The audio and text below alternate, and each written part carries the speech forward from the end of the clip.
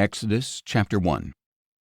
These are the names of the sons of Israel who went to Egypt with Jacob, each with his family: Reuben, Simeon, Levi, and Judah; Issachar, Zebulun, and Benjamin; Dan and Naphtali; Gad and Asher.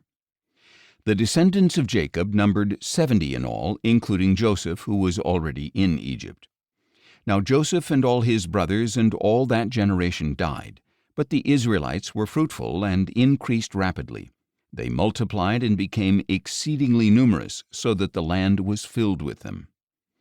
Then a new king who did not know Joseph came to power in Egypt. "Look," he said to his people, "the Israelites have become too numerous and too powerful for us. Come, let us deal shrewdly with them, or they will increase even more, and if a war breaks out, they may join our enemies, fight against us, and leave the country." So the Egyptians appointed taskmasters over the Israelites to oppress them with forced labor. As a result, they built Pithom and Ramesses as store cities for Pharaoh. But the more they were oppressed, the more they multiplied and flourished, so the Egyptians came to dread the Israelites. They worked the Israelites ruthlessly and made their lives bitter with hard labor in brick and mortar and with all kinds of work in the fields. Every service they imposed was harsh. Then the king of Egypt said to the Hebrew midwives, whose names were Shiphrah and Puah, "When you help the Hebrew women give birth, observe them on the birth stools. If the child is a son, kill him, but if it is a daughter, let her live." The midwives, however, feared God and did not do as the king of Egypt had instructed. They let the boys live. So the king of Egypt summoned the midwives and asked them, "Why have you done this? Why have you let the boys live?" The midwives answered Pharaoh, "The Hebrew women are not like the Egyptian women, for they are vigorous and give birth before a midwife arrives." So God was good to the midwives, and the people multiplied and became even more numerous. And because the midwives feared God, he gave them families of their own.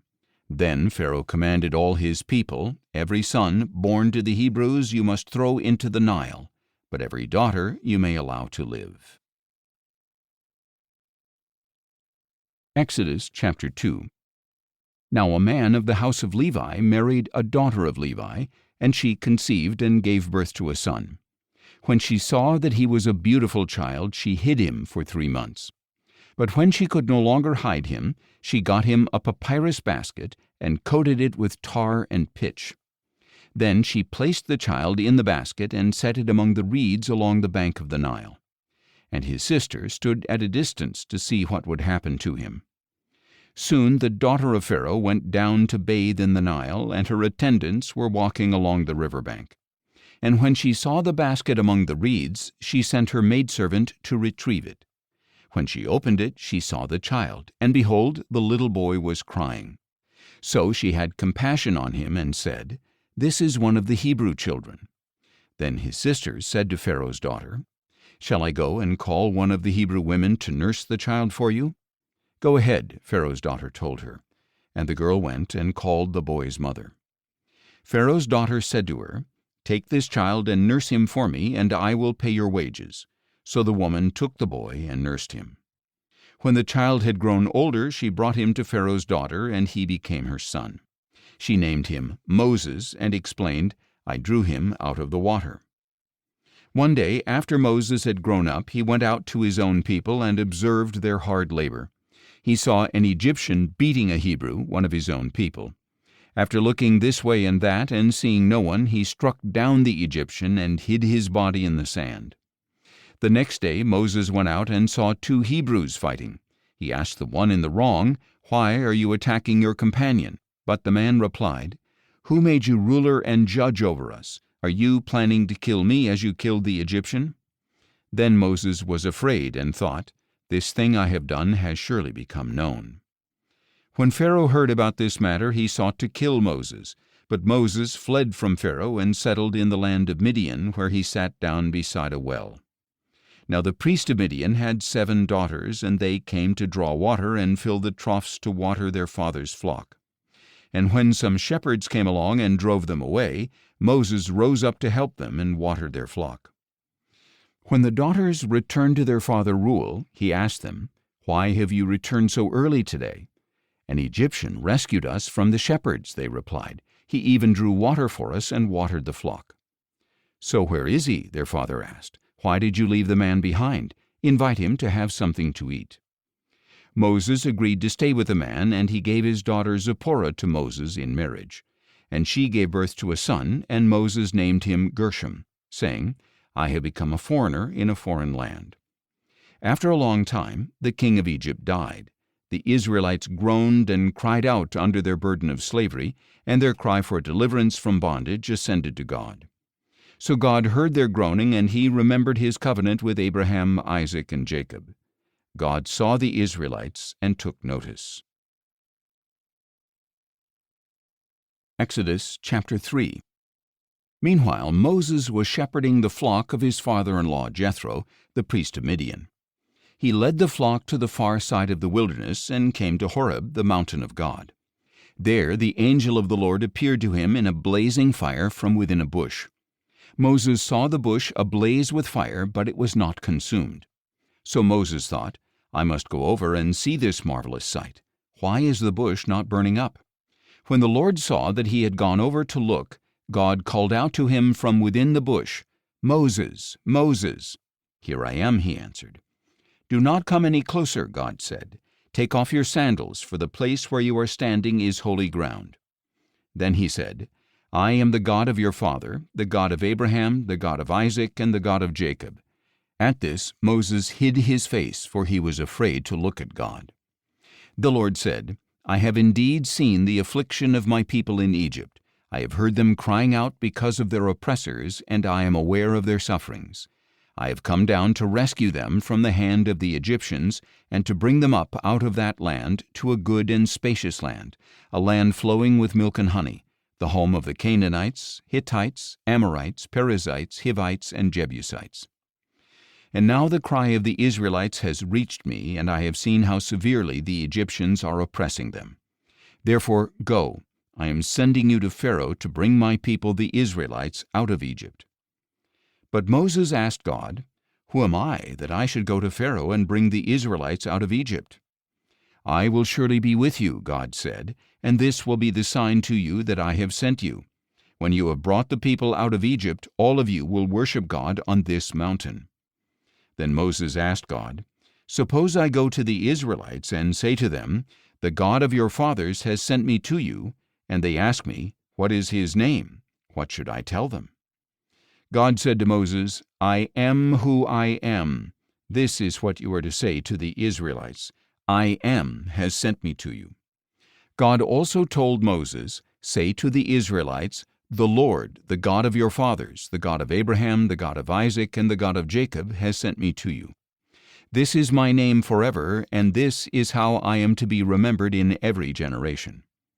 Go, assemble the elders of Israel, and say to them, 'The Lord, the God of your fathers, the God of Abraham, Isaac, and Jacob, has appeared to me and said, I have surely attended to you and have seen what has been done to you in Egypt.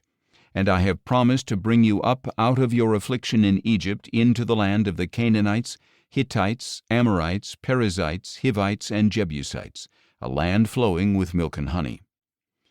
The elders of Israel will listen to what you say, and you must go with them to the king of Egypt and tell him, The Lord, the God of the Hebrews, has met with us. Now please let us take a 3-day journey into the wilderness so that we may sacrifice to the Lord our God. But I know that the king of Egypt will not allow you to go unless a mighty hand compels him. So I will stretch out my hand and strike the Egyptians with all the wonders I will perform among them, and after that he will release you.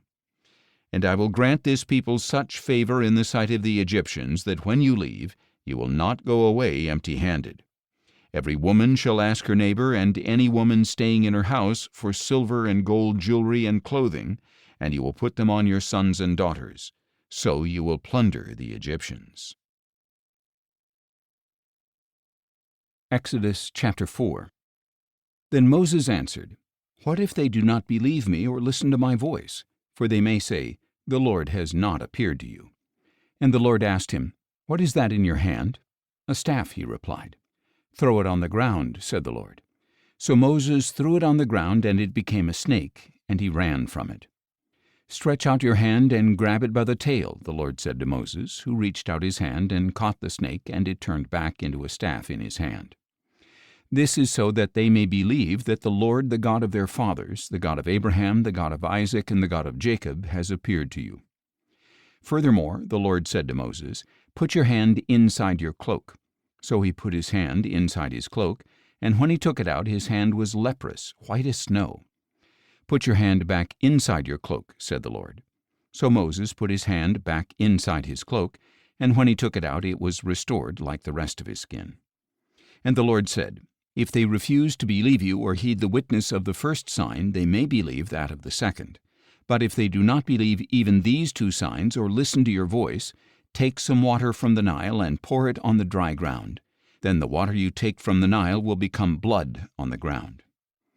"Please, Lord," Moses replied, "I have never been eloquent, neither in the past nor since you have spoken to your servant, for I am slow of speech and tongue." And the Lord said to him, "Who gave man his mouth, or who makes the mute or the deaf, the sighted or the blind? Is it not I, the Lord? Now go, I will help you as you speak, and I will teach you what to say." But Moses replied, "Please, Lord, send someone else." Then the anger of the Lord burned against Moses, and he said, "Is not Aaron the Levite your brother? I know that he can speak well, and he is now on his way to meet you. When he sees you, he will be glad in his heart. You are to speak to him and put the words in his mouth. I will help both of you to speak, and I will teach you what to do. He will speak to the people for you. He will be your spokesman, and it will be as if you were God to him. But take this staff in your hand so you can perform signs with it." Then Moses went back to his father-in-law Jethro and said to him, "Please let me return to my brothers in Egypt to see if they are still alive." "Go in peace," Jethro replied. Now the Lord had said to Moses in Midian, "Go back to Egypt, for all the men who sought to kill you are dead." So Moses took his wife and sons, put them on a donkey, and headed back to Egypt, and he took the staff of God in his hand. The Lord instructed Moses, "When you go back to Egypt, see that you perform before Pharaoh all the wonders that I have put within your power. But I will harden his heart so that he will not let the people go. Then tell Pharaoh that this is what the Lord says. Israel is my firstborn son, and I told you to let my son go so that he may worship me. But since you have refused to let him go, behold, I will kill your firstborn son." Now at a lodging place along the way, the Lord met Moses and was about to kill him. But Zipporah took a flint knife, cut off her son's foreskin, and touched it to Moses' feet. "Surely you are a bridegroom of blood to me," she said. So the Lord let him alone. When she said bridegroom of blood, she was referring to the circumcision. Meanwhile the Lord had said to Aaron, "Go and meet Moses in the wilderness." So he went and met Moses at the mountain of God and kissed him. And Moses told Aaron everything the Lord had sent him to say and all the signs he had commanded him to perform. Then Moses and Aaron went and assembled all the elders of the Israelites, and Aaron relayed everything the Lord had said to Moses. And Moses performed the signs before the people, and they believed. And when they heard that the Lord had attended to the Israelites and had seen their affliction, they bowed down and worshipped. Exodus chapter 5. After that, Moses and Aaron went to Pharaoh and said, "This is what the Lord, the God of Israel, says. Let my people go so that they may hold a feast to me in the wilderness." But Pharaoh replied, "Who is the Lord that I should obey his voice and let Israel go? I do not know the Lord, and I will not let Israel go." "The God of the Hebrews has met with us," they answered. "Please let us go on a 3-day journey into the wilderness to sacrifice to the Lord our God, or he may strike us with plagues or with the sword." But the king of Egypt said to them, "Moses and Aaron, why do you draw the people away from their work? Get back to your labor." Pharaoh also said, "Look, the people of the land are now numerous, and you would be stopping them from their labor." That same day Pharaoh commanded the taskmasters of the people and their foremen, "You shall no longer supply the people with straw for making bricks. They must go and gather their own straw. But require of them the same quota of bricks as before. Do not reduce it, for they are lazy. That is why they are crying out, 'Let us go and sacrifice to our God.'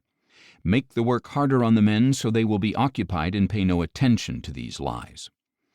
So the taskmasters and foremen of the people went out and said to them, This is what Pharaoh says, I am no longer giving you straw. Go and get your own straw wherever you can find it, but your workload will in no way be reduced. So the people scattered all over the land of Egypt to gather stubble for straw.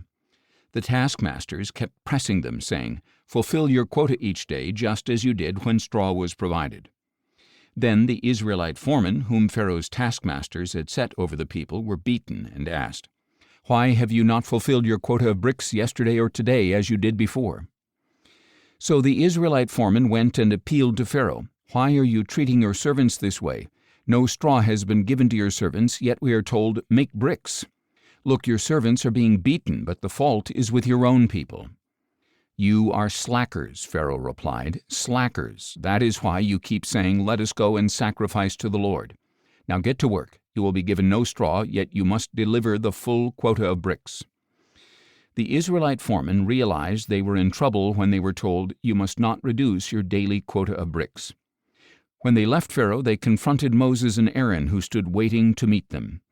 May the Lord look upon you and judge you, the foreman said, for you have made us a stench before Pharaoh and his officials. You have placed in their hand a sword to kill us.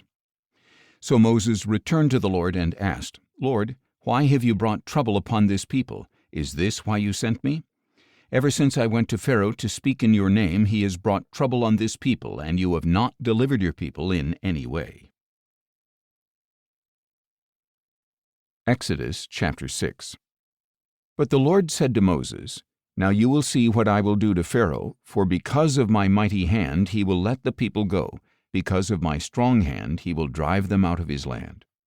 God also told Moses, I am the Lord. I appeared to Abraham, to Isaac, and to Jacob as God Almighty.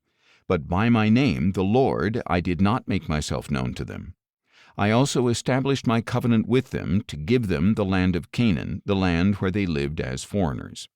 Furthermore, I have heard the groaning of the Israelites whom the Egyptians are enslaving, and I have remembered my covenant.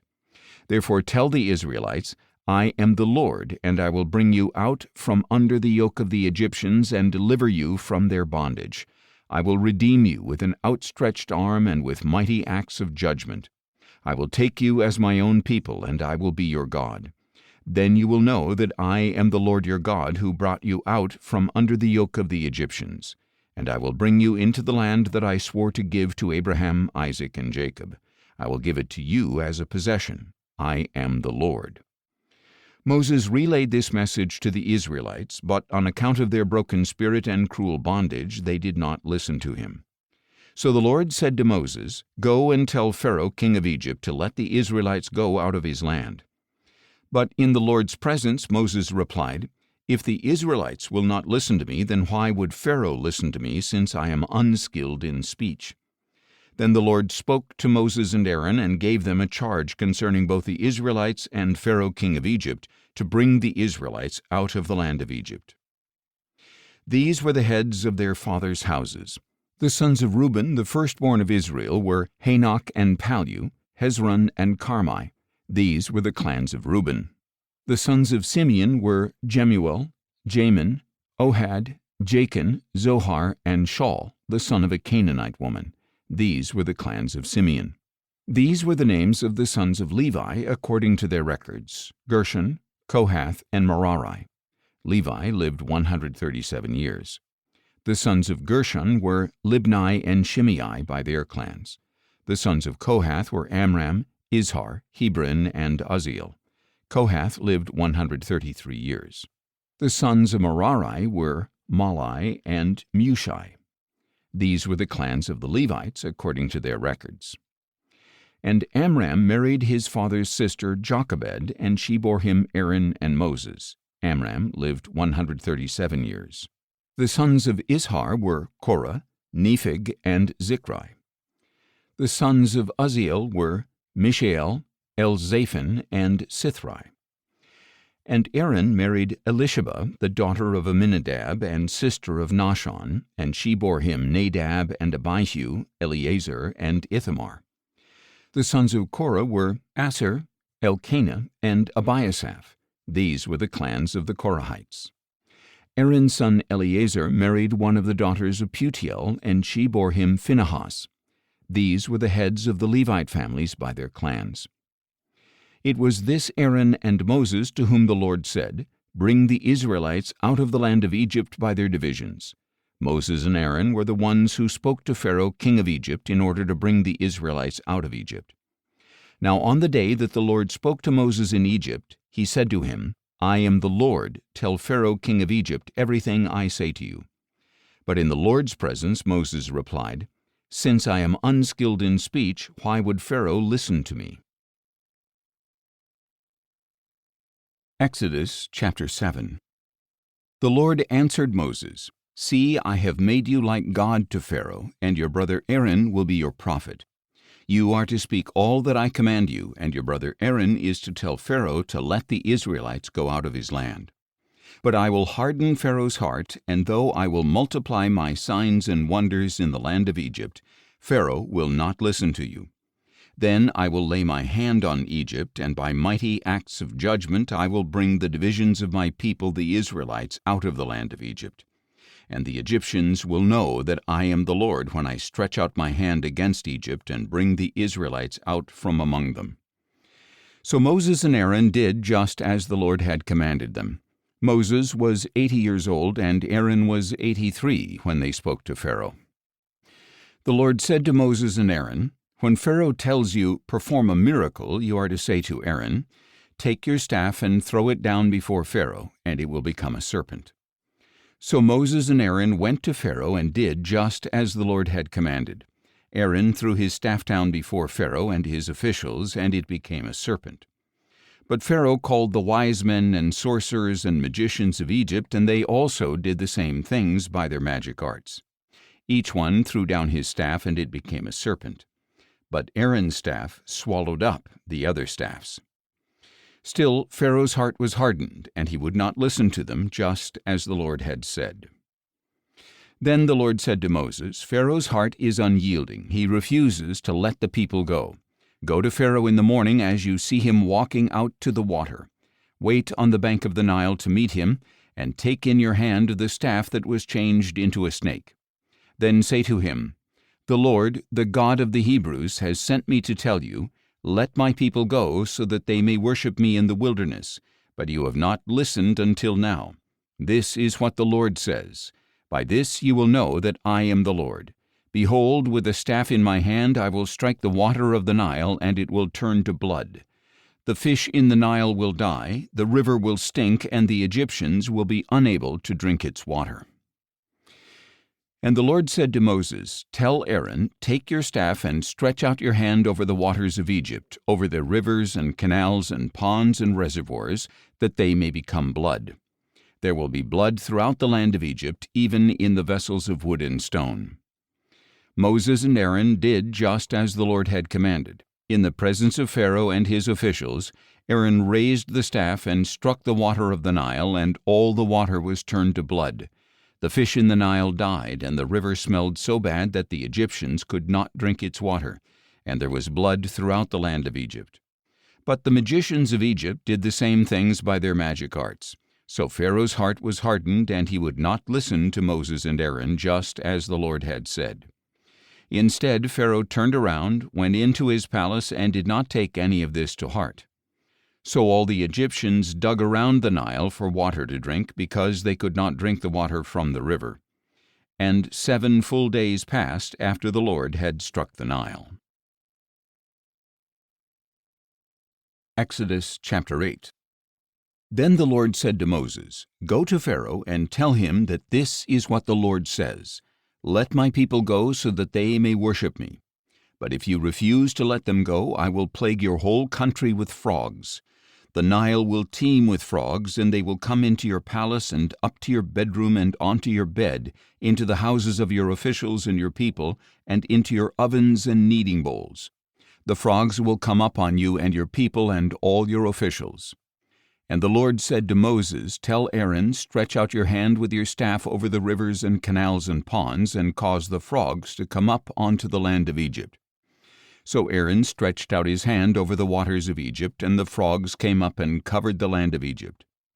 But the magicians did the same thing by their magic arts, and they also brought frogs up onto the land of Egypt. Pharaoh summoned Moses and Aaron and said, "Pray to the Lord to take the frogs away from me and my people. Then I will let your people go, that they may sacrifice to the Lord." Moses said to Pharaoh, "You may have the honor over me. When shall I pray for you and your officials and your people that the frogs, except for those in the Nile, may be taken away from you and your houses?" "Tomorrow," Pharaoh answered. "May it be as you say," Moses replied, "so that you may know that there is no one like the Lord our God. The frogs will depart from you and your houses and your officials and your people. They will remain only in the Nile." After Moses and Aaron had left Pharaoh, Moses cried out to the Lord for help with the frogs that he had brought against Pharaoh. And the Lord did as Moses requested, and the frogs in the houses, the courtyards, and the fields died. They were piled into countless heaps, and there was a terrible stench in the land. When Pharaoh saw that there was relief, however, he hardened his heart and would not listen to Moses and Aaron, just as the Lord had said. Then the Lord said to Moses, "Tell Aaron, stretch out your staff and strike the dust of the earth, that it may turn into swarms of gnats throughout the land of Egypt." This they did, and when Aaron stretched out his hand with his staff and struck the dust of the earth, gnats came upon man and beast. All the dust of the earth turned into gnats throughout the land of Egypt. The magicians tried to produce gnats using their magic arts, but they could not, and the gnats remained on man and beast. "This is the finger of God," the magician said to Pharaoh. But Pharaoh's heart was hardened, and he would not listen to them, just as the Lord had said. Then the Lord said to Moses, "Get up early in the morning, and when Pharaoh goes out to the water, stand before him and tell him that this is what the Lord says. Let my people go so that they may worship me. But if you will not let my people go, I will send swarms of flies upon you and your officials and your people and your houses. The houses of the Egyptians and even the ground where they stand will be full of flies. But on that day I will give special treatment to the land of Goshen, where my people live. No swarms of flies will be found there. In this way you will know that I, the Lord, am in the land. I will make a distinction between my people and your people. This sign will take place tomorrow." And the Lord did so. Thick swarms of flies poured into Pharaoh's palace and into the houses of his officials. Throughout Egypt, the land was ruined by swarms of flies. Then Pharaoh summoned Moses and Aaron and said, "Go, sacrifice to your God within this land." But Moses replied, "It would not be right to do that, because the sacrifices we offer to the Lord our God would be detestable to the Egyptians. If we offer sacrifices that are detestable before the Egyptians, will they not stone us? We must make a 3-day journey into the wilderness and sacrifice to the Lord our God as he commands us." Pharaoh answered, "I will let you go and sacrifice to the Lord your God in the wilderness, but you must not go very far. Now pray for me." "As soon as I leave you," Moses said, "I will pray to the Lord so that tomorrow the swarms of flies will depart from Pharaoh and his officials and his people. But Pharaoh must not act deceitfully again by refusing to let the people go and sacrifice to the Lord." Then Moses left Pharaoh and prayed to the Lord, and the Lord did as Moses requested. He removed the swarms of flies from Pharaoh and his officials and his people. Not one fly remained. But Pharaoh hardened his heart this time as well, and he would not let the people go. Exodus chapter 9. Then the Lord said to Moses, "Go to Pharaoh and tell him that this is what the Lord, the God of the Hebrews, says.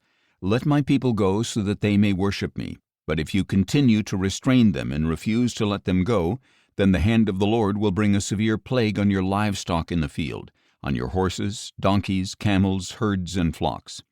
But the Lord will make a distinction between the livestock of Israel and the livestock of Egypt, so that no animal belonging to the Israelites will die." The Lord set a time, saying, "Tomorrow the Lord will do this in the land." And the next day the Lord did just that. All the livestock of the Egyptians died, but not one animal belonging to the Israelites died. Pharaoh sent officials and found that none of the livestock of the Israelites had died. But Pharaoh's heart was hardened, and he would not let the people go. Then the Lord said to Moses and Aaron, "Take handfuls of soot from the furnace. In the sight of Pharaoh, Moses is to toss it into the air. It will become fine dust over all the land of Egypt, and festering boils will break out on man and beast throughout the land." So they took soot from the furnace and stood before Pharaoh.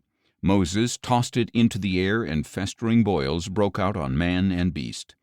The magicians could not stand before Moses because the boils had broken out on them and on all the Egyptians. But the Lord hardened Pharaoh's heart, and he would not listen to them, just as the Lord had said to Moses. Then the Lord said to Moses, "Get up early in the morning, stand before Pharaoh, and tell him that this is what the Lord, the God of the Hebrews, says. Let my people go so that they may worship me. Otherwise I will send all my plagues against you and your officials and your people, so you may know that there is no one like me in all the earth. For by this time I could have stretched out my hand and struck you and your people with a plague to wipe you off the earth. But I have raised you up for this very purpose, that I might display my power to you, and that my name might be proclaimed in all the earth. Still you lord it over my people and do not allow them to go. Behold, at this time tomorrow I will rain down the worst hail that has ever fallen on Egypt from the day it was founded until now. So give orders now to shelter your livestock and everything you have in the field. Every man or beast that remains in the field and is not brought inside will die when the hail comes down upon them." Those among Pharaoh's officials who feared the word of the Lord hurried to bring their servants and livestock to shelter. But those who disregarded the word of the Lord left their servants and livestock in the field. Then the Lord said to Moses, "Stretch out your hand toward heaven so that hail may fall on all the land of Egypt, on man and beast and every plant of the field throughout the land of Egypt." So Moses stretched out his staff toward heaven, and the Lord sent thunder and hail, and lightning struck the earth. So the Lord rained down hail upon the land of Egypt. The hail fell, and the lightning continued flashing through it. The hail was so severe that nothing like it had ever been seen in all the land of Egypt from the time it became a nation. Throughout the land of Egypt the hail struck down everything in the field, both man and beast. It beat down every plant of the field and stripped every tree. The only place where it did not hail was in the land of Goshen, where the Israelites lived. Then Pharaoh summoned Moses and Aaron. "This time I have sinned," he said. "The Lord is righteous, and I and my people are wicked. Pray to the Lord, for there has been enough of God's thunder and hail. I will let you go. You do not need to stay any longer."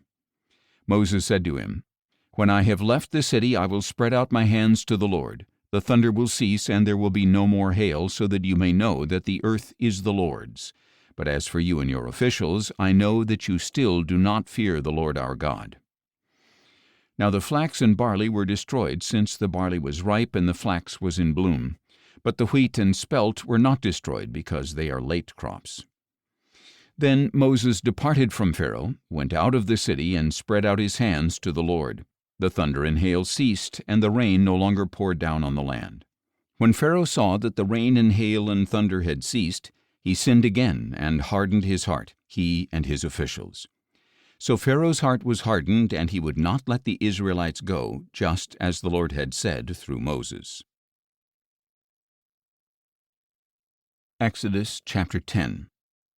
Then the Lord said to Moses, "Go to Pharaoh, for I have hardened his heart and the hearts of his officials, that I may perform these miraculous signs of mine among them, and that you may tell your children and grandchildren how severely I dealt with the Egyptians when I performed miraculous signs among them, so that all of you may know that I am the Lord." So Moses and Aaron went to Pharaoh and told him, "This is what the Lord, the God of the Hebrews, says. How long will you refuse to humble yourself before me? Let my people go so that they may worship me. But if you refuse to let my people go, I will bring locusts into your territory tomorrow. They will cover the face of the land so that no one can see it. They will devour whatever is left after the hail and eat every tree that grows in your fields.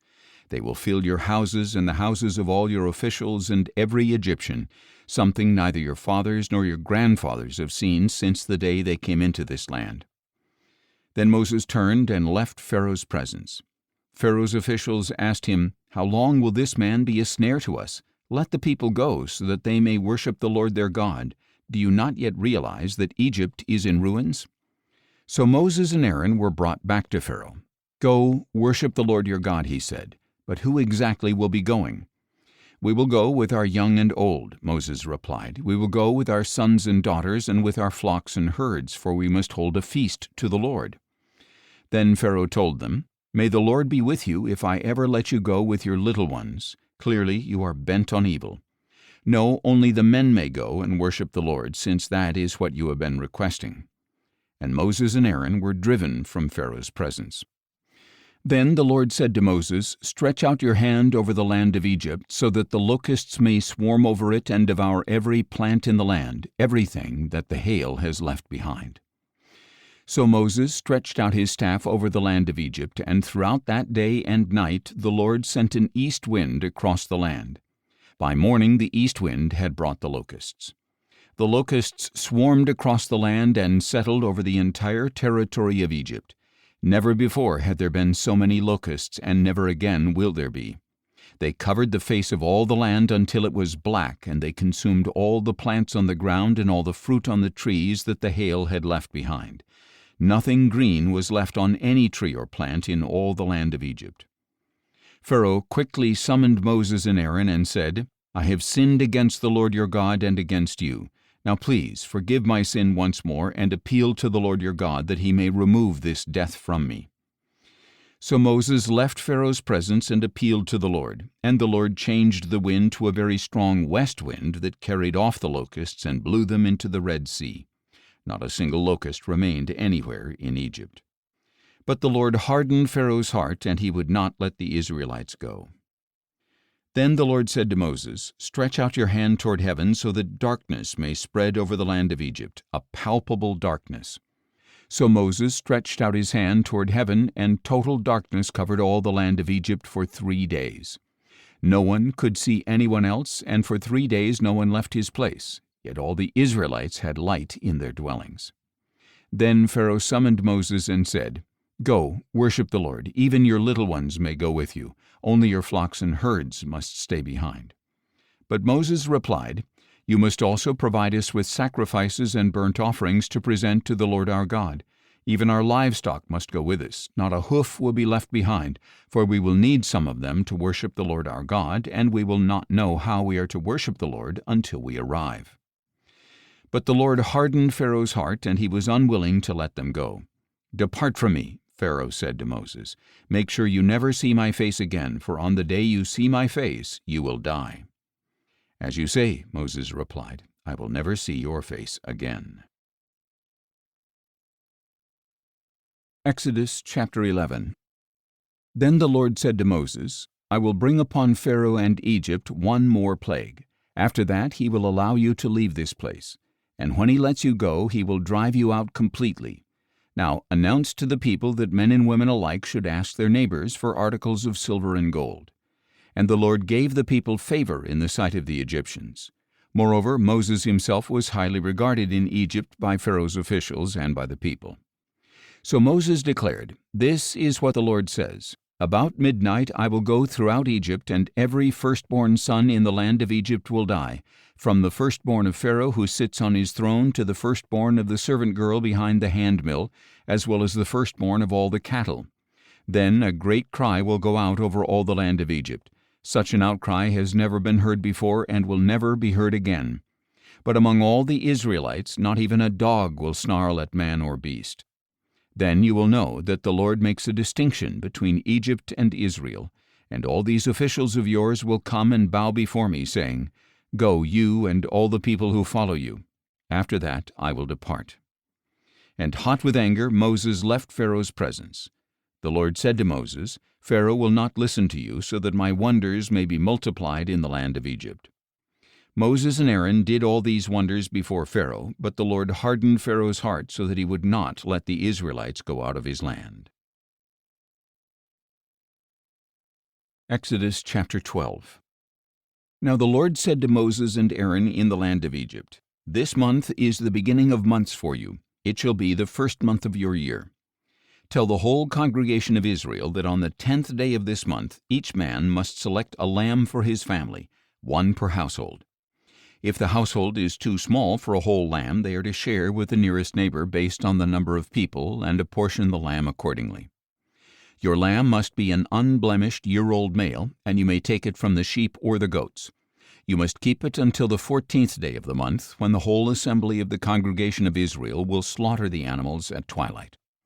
They are to take some of the blood and put it on the sides and tops of the door frames of the houses where they eat the lambs. They are to eat the meat that night, roasted over the fire, along with unleavened bread and bitter herbs. Do not eat any of the meat raw or cooked in boiling water, but only roasted over the fire, its head and legs and inner parts. Do not leave any of it until morning. Before the morning you must burn up any part that is left over. This is how you are to eat it. You must be fully dressed for travel, with your sandals on your feet and your staff in your hand. You are to eat in haste. It is the Lord's Passover. On that night I will pass through the land of Egypt and strike down every firstborn male, both man and beast, and I will execute judgment against all the gods of Egypt. I am the Lord. The blood on the houses where you are staying will distinguish them. When I see the blood, I will pass over you. No plague will fall on you to destroy you when I strike the land of Egypt. And this day will be a memorial for you, and you are to celebrate it as a feast to the Lord, as a permanent statute for the generations to come. For 7 days you must eat unleavened bread. On the first day you are to remove the leaven from your houses. Whoever eats anything leavened from the first day through the 7th must be cut off from Israel. On the first day you are to hold a sacred assembly, and another on the 7th day. You must not do any work on those days except to prepare the meals. That is all you may do. So you are to keep the feast of unleavened bread, for on this very day I brought your divisions out of the land of Egypt. You must keep this day as a permanent statute for the generations to come. In the first month you are to eat unleavened bread, from the evening of the 14th day until the evening of the 21st day. For 7 days there must be no leaven found in your houses. If anyone eats something leavened, that person, whether a foreigner or native of the land, must be cut off from the congregation of Israel. You are not to eat anything leavened. Eat unleavened bread in all your homes. Then Moses summoned all the elders of Israel and told them, Go at once and select for yourselves a lamb for each family, and slaughter the Passover lamb. Take a cluster of hyssop, dip it into the blood in the basin, and brush the blood on the top and sides of the doorframe. None of you shall go out the door of his house until morning. When the Lord passes through to strike down the Egyptians, he will see the blood on the top and sides of the doorframe and will pass over that doorway, so he will not allow the destroyer to enter your houses and strike you down. And you are to keep this command as a permanent statute for you and your descendants. When you enter the land that the Lord will give you as he promised, you are to keep this service. When your children ask you, What does this service mean to you? You are to reply, It is the Passover sacrifice to the Lord, who passed over the houses of the Israelites in Egypt when he struck down the Egyptians and spared our homes. Then the people bowed down and worshipped, and the Israelites went and did just what the Lord had commanded Moses and Aaron. Now at midnight the Lord struck down every firstborn male in the land of Egypt, from the firstborn of Pharaoh, who sat on his throne, to the firstborn of the prisoner in the dungeon, as well as all the firstborn among the livestock. During the night Pharaoh got up, he and all his officials and all the Egyptians, and there was loud wailing in Egypt, for there was no house without someone dead. Then Pharaoh summoned Moses and Aaron by night and said, Get up, leave my people, both you and the Israelites. Go, worship the Lord as you have requested. Take your flocks and herds as well, just as you have said, and depart, and bless me also. And in order to send them out of the land quickly, the Egyptians urged the people on. For otherwise, they said, we are all going to die. So the people took their dough before it was leavened, carrying it on their shoulders in kneading bowls wrapped in clothing. Furthermore, the Israelites acted on Moses' word and asked the Egyptians for articles of silver and gold and for clothing. And the Lord gave the people such favor in the sight of the Egyptians that they granted their request. In this way they plundered the Egyptians. The Israelites journeyed from Ramesses to Succoth with about 600,000 men on foot, besides women and children. And a mixed multitude also went up with them, along with great droves of livestock, both flocks and herds. Since their dough had no leaven, the people baked what they had brought out of Egypt into unleavened loaves. For when they had been driven out of Egypt, they could not delay and had not prepared any provisions for themselves. Now the duration of the Israelites' stay in Egypt was 430 years. At the end of the 430 years, to the very day, all the Lord's divisions went out of the land of Egypt. Because the Lord kept a vigil that night to bring them out of the land of Egypt, this same night is to be a vigil to the Lord, to be observed by all the Israelites for the generations to come. And the Lord said to Moses and Aaron, "This is the statute of the Passover. No foreigner is to eat of it, but any slave who has been purchased may eat of it after you have circumcised him. A temporary resident or hired hand shall not eat the Passover. It must be eaten inside one house. You are not to take any of the meat outside the house, and you may not break any of the bones. The whole congregation of Israel must celebrate it. If a foreigner resides with you and wants to celebrate the Lord's Passover, all the males in the household must be circumcised. Then he may come near to celebrate it, and he shall be like a native of the land. But no uncircumcised man may eat of it. The same law shall apply to both the native and the foreigner who resides among you." Then all the Israelites did this. They did just as the Lord had commanded Moses and Aaron. And on that very day the Lord brought the Israelites out of the land of Egypt by their divisions. Exodus chapter 13. Then the Lord said to Moses, "Consecrate to me every firstborn male. The firstborn from every womb among the Israelites belongs to me, both of man and beast." So Moses told the people, "Remember this day, the day you came out of Egypt, out of the house of slavery. For the Lord brought you out of it by the strength of his hand, and nothing leavened shall be eaten. Today, in the month of Abib, you are leaving. And when the Lord brings you into the land of the Canaanites, Hittites, Amorites, Hivites, and Jebusites, the land he swore to your fathers that he would give you, a land flowing with milk and honey, you shall keep this service in this month. For 7 days you are to eat unleavened bread, and on the 7th day there shall be a feast to the Lord. Unleavened bread shall be eaten during those 7 days. Nothing leavened may be found among you, nor shall leaven be found anywhere within your borders. And on that day you are to explain to your son, 'This is because of what the Lord did for me when I came out of Egypt.' It shall be a sign for you on your hand and a reminder on your forehead that the law of the Lord is to be on your lips. For with a mighty hand the Lord brought you out of Egypt. Therefore you shall keep this statute at the appointed time year after year. And after the Lord brings you into the land of the Canaanites and gives it to you, as he swore to you and your fathers, you are to present to the Lord the firstborn male of every womb. All the firstborn males of your livestock belong to the Lord. You must redeem every firstborn donkey with a lamb, and if you do not redeem it, you are to break its neck. And every firstborn of your sons you must redeem.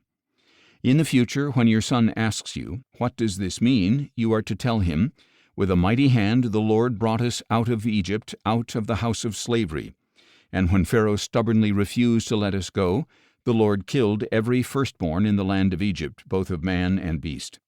This is why I sacrifice to the Lord the firstborn male of every womb, but I redeem all the firstborn of my sons. So it shall serve as a sign on your hand and a symbol on your forehead, for with a mighty hand the Lord brought us out of Egypt." When Pharaoh let the people go, God did not lead them along the road through the land of the Philistines, though it was shorter. For God said, "If the people face war, they might change their minds and return to Egypt."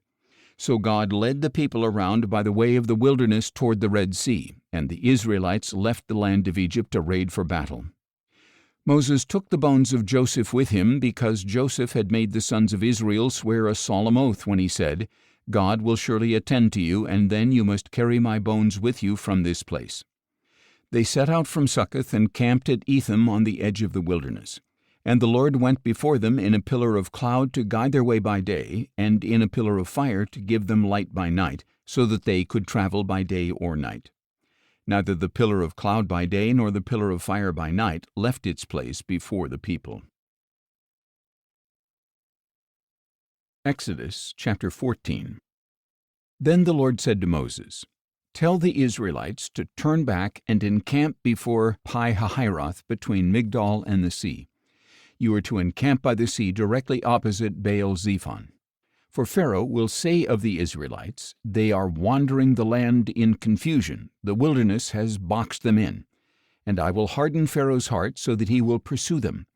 But I will gain honor by means of Pharaoh and all his army, and the Egyptians will know that I am the Lord." So this is what the Israelites did. When the king of Egypt was told that the people had fled, Pharaoh and his officials changed their minds about them and said, "What have we done? We have released Israel from serving us." So Pharaoh prepared his chariot and took his army with him. He took 600 of the best chariots and all the other chariots of Egypt, with officers over all of them. And the Lord hardened the heart of Pharaoh, king of Egypt, so that he pursued the Israelites who were marching out defiantly. The Egyptians, all Pharaoh's horses and chariots, horsemen and troops, pursued the Israelites and overtook them as they camped by the sea near Pi-hahiroth, opposite Baal-zephon. As Pharaoh approached, the Israelites looked up and saw the Egyptians marching after them, and they were terrified and cried out to the Lord. They said to Moses, "Was it because there were no graves in Egypt that you brought us into the wilderness to die? What have you done to us by bringing us out of Egypt? Did we not say to you in Egypt, 'Leave us alone so that we may serve the Egyptians'? For it would have been better for us to serve the Egyptians than to die in the wilderness." But Moses told the people, "Do not be afraid. Stand firm, and you will see the Lord's salvation, which he will accomplish for you today. For the Egyptians you see today you will never see again. The Lord will fight for you. You need only to be still." Then the Lord said to Moses, "Why are you crying out to me? Tell the Israelites to go forward. And as for you, lift up your staff and stretch out your hand over the sea and divide it, so that the Israelites can go through the sea on dry ground. And I will harden the hearts of the Egyptians, so that they will go in after them. Then I will gain honor by means of Pharaoh and all his army and chariots and horsemen. The Egyptians will know that I am the Lord when I am honored through Pharaoh, his chariots, and his horsemen." And the angel of God who had gone before the camp of Israel withdrew and went behind them. The pillar of cloud also moved from before them and stood behind them, so that it came between the camps of Egypt and Israel. The cloud was there in the darkness, but it lit up the night. So all night long neither camp went near the other. Then Moses stretched out his hand over the sea, and all that night the Lord drove back the sea with a strong east wind that turned it into dry land. So the waters were divided, and the Israelites went through the sea on dry ground with walls of water on their right and on their left. And the Egyptians chased after them, all Pharaoh's horses, chariots, and horsemen, and followed them into the sea. At morning watch, however, the Lord looked down on the army of the Egyptians from the pillar of fire and cloud, and he threw their camp into confusion. He caused their chariot wheels to wobble so that they had difficulty driving. "Let us flee from the Israelites," said the Egyptians, "for the Lord is fighting for them against Egypt." Then the Lord said to Moses, "Stretch out your hand over the sea so that the waters may flow back over the Egyptians and their chariots and horsemen." So Moses stretched out his hand over the sea, and at daybreak the sea returned to its normal state. As the Egyptians were retreating, the Lord swept them into the sea. The waters flowed back and covered the chariots and horsemen, the entire army of Pharaoh that had chased the Israelites into the sea. Not one of them survived. But the Israelites had walked through the sea on dry ground with walls of water on their right and on their left. That day the Lord saved Israel from the hand of the Egyptians, and Israel saw the Egyptians dead on the shore. When Israel saw the great power that the Lord had exercised over the Egyptians, the people feared the Lord and believed in him and in his servant Moses. Exodus chapter 15.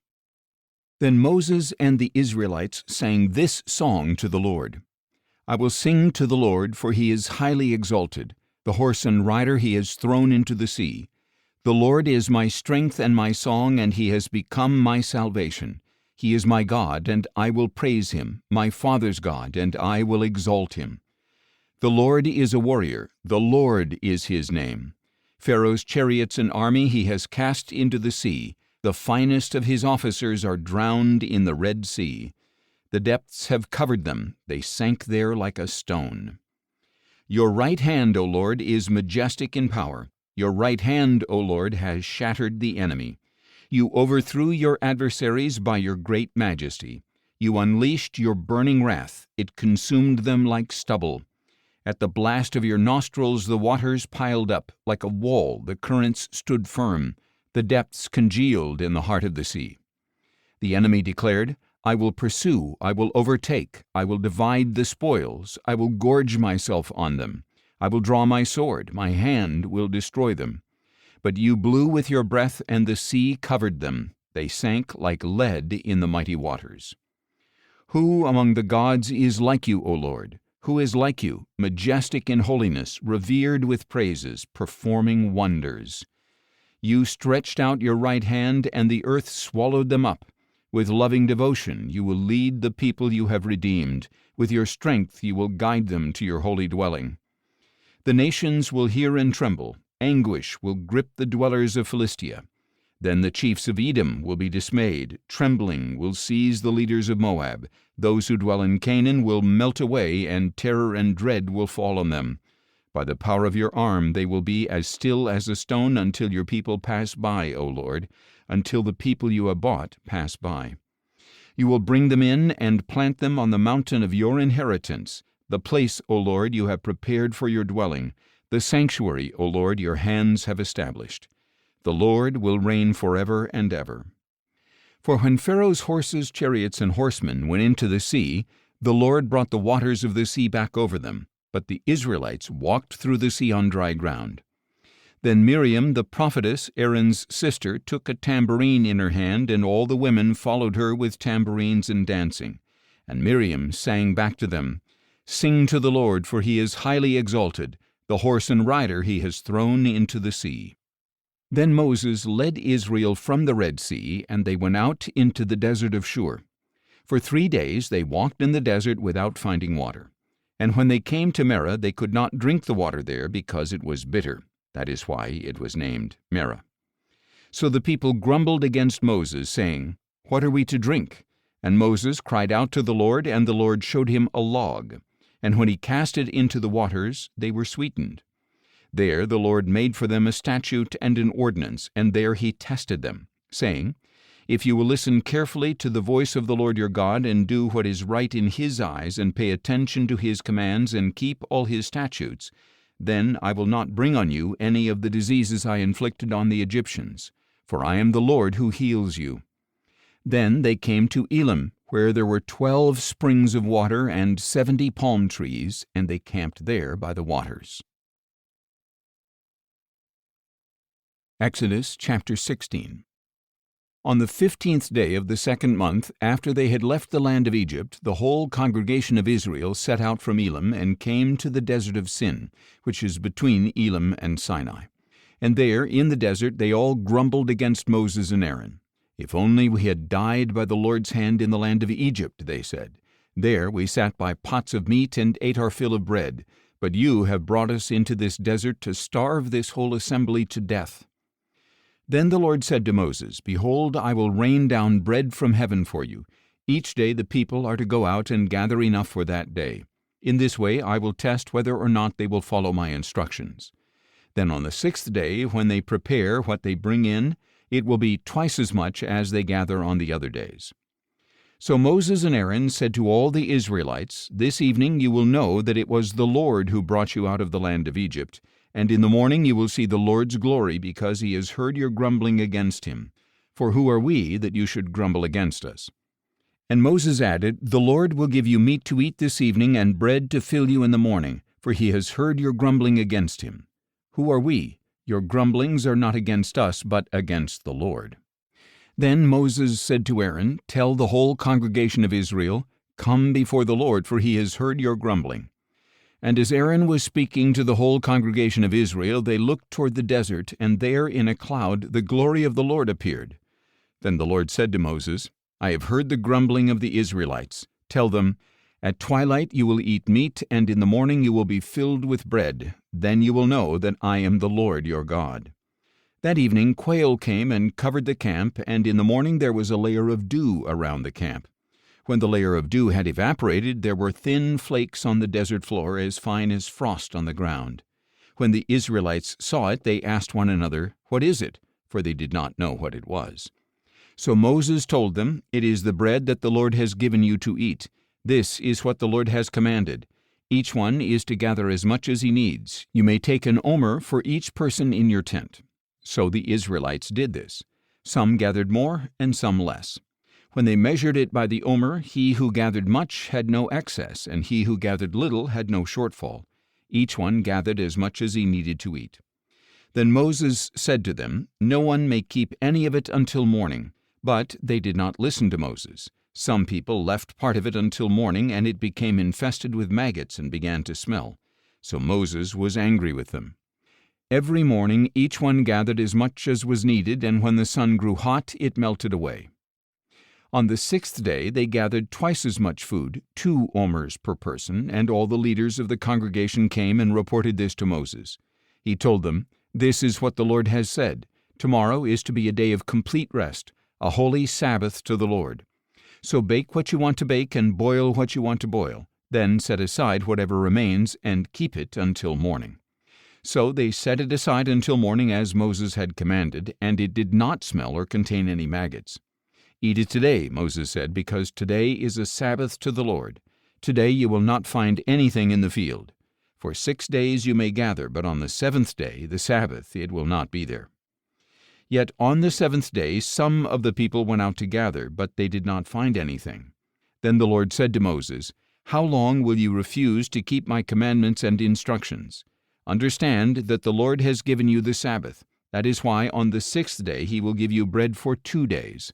On the 7th day everyone must stay where he is. No one may leave his place." So the people rested on the 7th day. Now the house of Israel called the bread manna. It was white like coriander seed and tasted like wafers made with honey. Moses said, "This is what the Lord has commanded. Keep an omer of manna for the generations to come, so that they may see the bread I fed you in the wilderness when I brought you out of the land of Egypt." So Moses told Aaron, "Take a jar and fill it with an omer of manna. Then place it before the Lord to be preserved for the generations to come." And Aaron placed it in front of the testimony to be preserved, just as the Lord had commanded Moses. The Israelites ate manna 40 years until they came to a land where they could settle. They ate manna until they reached the border of Canaan. Now an omer is 1/10 of an ephah. Exodus chapter 17. Then the whole congregation of Israel left the desert of Sin, moving from place to place as the Lord commanded. They camped at Rephidim, but there was no water for the people to drink. So the people contended with Moses, "Give us water to drink." "Why do you contend with me?" Moses replied. "Why do you test the Lord?" But the people thirsted for water there, and they grumbled against Moses. "Why have you brought us out of Egypt to make us and our children and livestock die of thirst?" Then Moses cried out to the Lord, "What should I do with these people? A little more, and they will stone me." And the Lord said to Moses, "Walk on ahead of the people, and take some of the elders of Israel with you. Take along in your hand the staff with which you struck the Nile, and go. Behold, I will stand there before you by the rock at Horeb, and when you strike the rock, water will come out of it for the people to drink." So Moses did this in the sight of the elders of Israel. He named the place Massah and Meribah because the Israelites quarreled and because they tested the Lord, saying, "Is the Lord among us or not?" After this the Amalekites came and attacked the Israelites at Rephidim. So Moses said to Joshua, "Choose some of our men and go out to fight the Amalekites. Tomorrow I will stand on the hilltop with the staff of God in my hand." Joshua did as Moses had instructed him and fought against the Amalekites, while Moses, Aaron, and Hur went up to the top of the hill. As long as Moses held up his hands, Israel prevailed, but when he lowered them, Amalek prevailed. When Moses' hands grew heavy, they took a stone and put it under him, and he sat on it. Then Aaron and Hur held his hands up, one on each side, so that his hands remained steady until the sun went down. So Joshua overwhelmed Amalek and his army with the sword. Then the Lord said to Moses, "Write this on a scroll as a reminder and recite it to Joshua, because I will utterly blot out the memory of Amalek from under heaven."